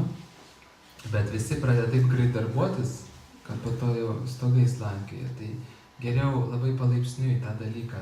Jeigu vyras ir moteris suvokia, kad seksualinę energiją reikėtų, kaip pasakyti, neišmesti vien kūniškam malonumams. Jie galima transformuoti į kūrybą, į darbą, į meditaciją. tą energiją pakelt galima. Tada jie praktikuoja praktiką ir jie kalbasi, jie tariasi, jie reguliuoja savo lytinį gyvenimą. Ir laikui bėgant, jeigu praktika yra rimta, seksualinis gyvenimas retėja, fizinis turiu minti. Ir atsiranda daugiau subtilus pojūtis, subtilus gebėjimas apsikeisti vyrišką, moterišką energiją. Ir santykiai tampa daug kartų laimingesni, subtilesni tampa santykiai. Kodėl dabar žmonės per tuos santykius nepatiria tų malonumų gilių, jo, skundžiasi. Moteris, kad ten jūs nepatiria tų džiaugsmų. Dėl to, kad nėra vidinio persiliejimo tarp vyro ir žmonos. Yra tik daugiau mažiau toks grubus bendravimas, kada vyras ir moteris savo vidiniais pasauliais persilieja. Tada, kai jungiasi jau grubus kūnas, jie patiria didelį džiaugsmą. O jeigu yra tik tais per grubų kūną eina santykis, tai to džiaugsmo vidinio nepatiria, mažiau patiria žmonės. Dėl to ir sako, kad pirmą tu susiliek su žmogum ne fiziškai, bet vidumi. O pas mus pradeda nuo kitos pusės. Pirma fiziškai, o po to jeigu išeina vidus, persilieja. O reikia atvirkščiai pradėti, nuo kito galo. Ir jeigu nuo kito galo prasideda, tai tada viskas tvarko. Jeigu nuo kito galo, neaišku, kaip baigsis. Nes kas padaro lytinį santykį, jisai suriša, žmonės pradeda jausti atsakomybę ir labai didelį prieraišumą energetinį, nes ten energetiškai užsimeska labai stiprios sąsajos. Ir jeigu tu išsiskiri su tuo žmogum, tu niekad nepamirši, kad tu su juo mylėjais. Ir sutikęs gatvėje, kaip tu jaustis. Dėl to sako, kam švaistyti savo švarą, savo energiją iki santakos su visais. Su vienu ten 2-3 metus, su kitu. Toks kaip prostitucija gaunasi. Genofondas. Genofondas.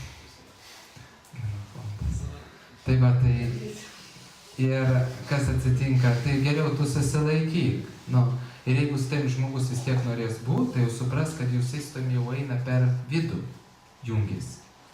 Ir santokos, kurios įvyksta per vidų, yra labai tvirtos.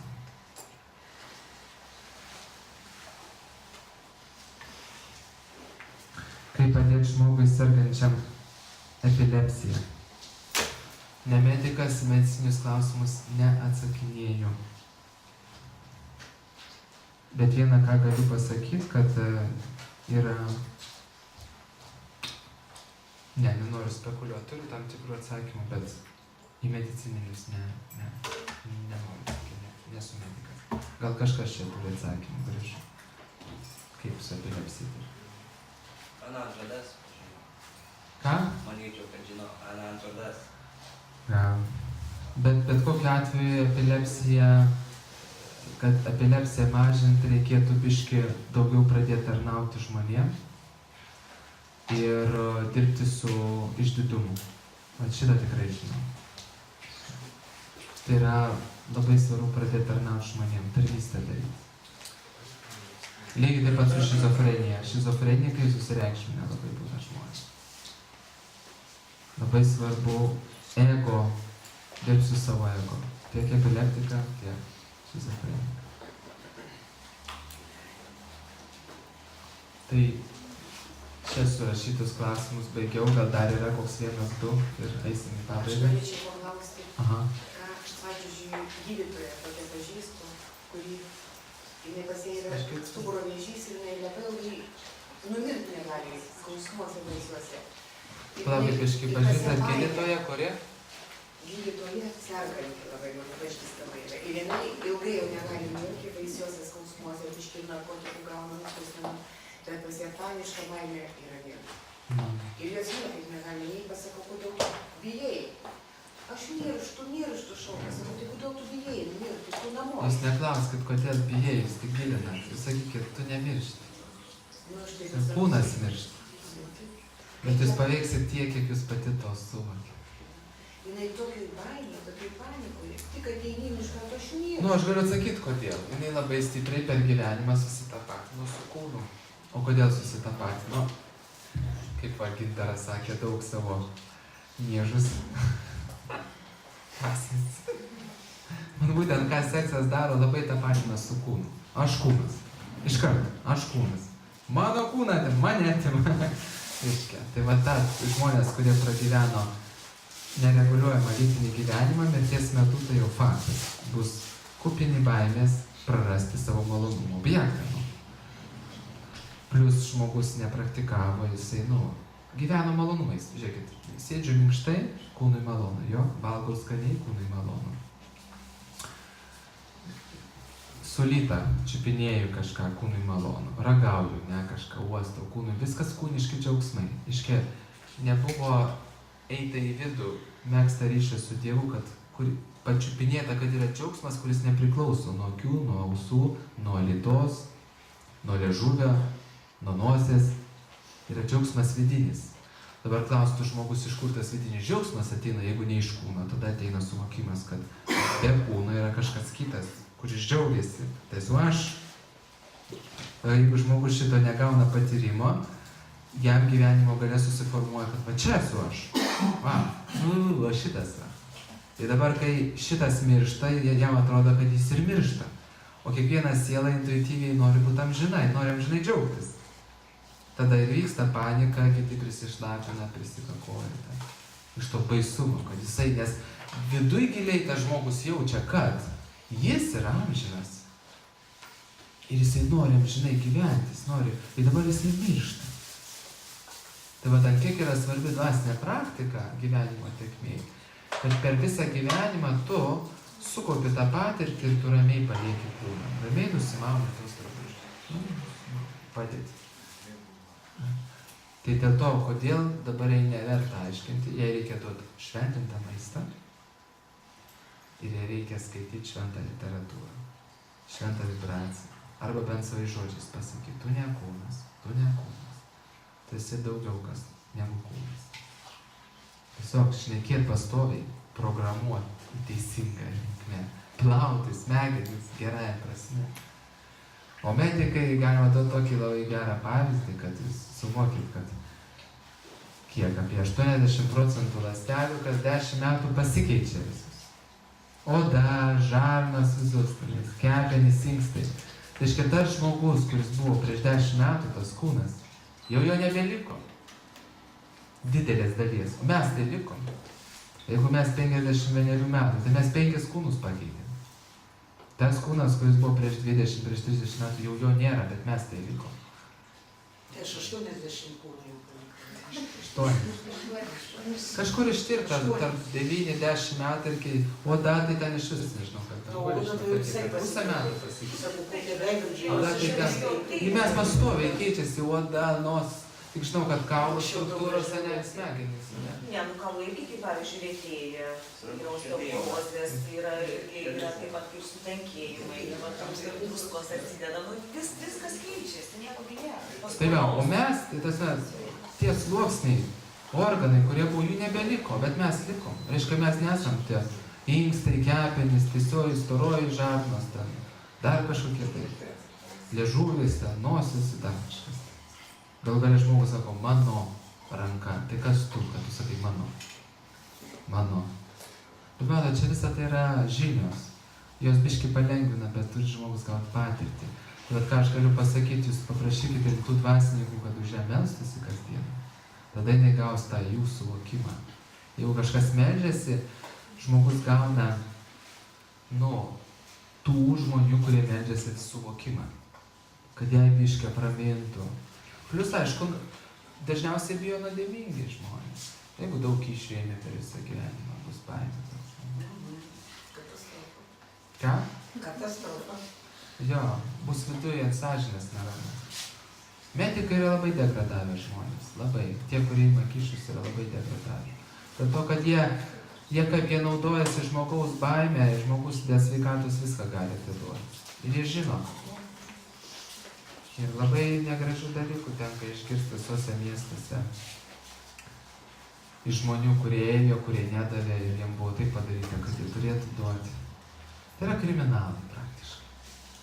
Ir tokiem žmonėm patikėti gyvybę yra iš tikrųjų labai pavojinga. Tai vadinasi degradavę intelektualai.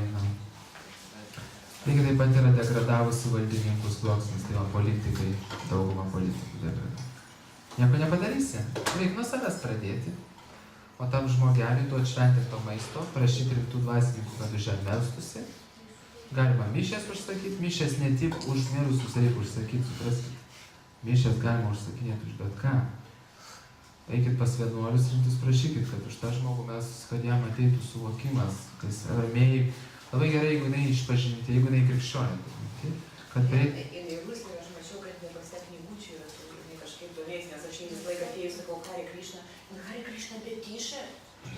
Aha, tada jai labai gerai būtų išpažinti, atlikti savo nuodėmes išsakyti, nes jie akivaizdu, kad slegia ją tą energiją. Tiesiog, kad jinai pasidalintų. Ir tegu jinai kartuoja tada mantrą. Aš jai sakau, man tu kartu, aš kartuoju, bet vis tiek man skauda. Tūlas labai palanku irgi uždėti arba... Uždėkit jo iš tokių šventų karoliukų.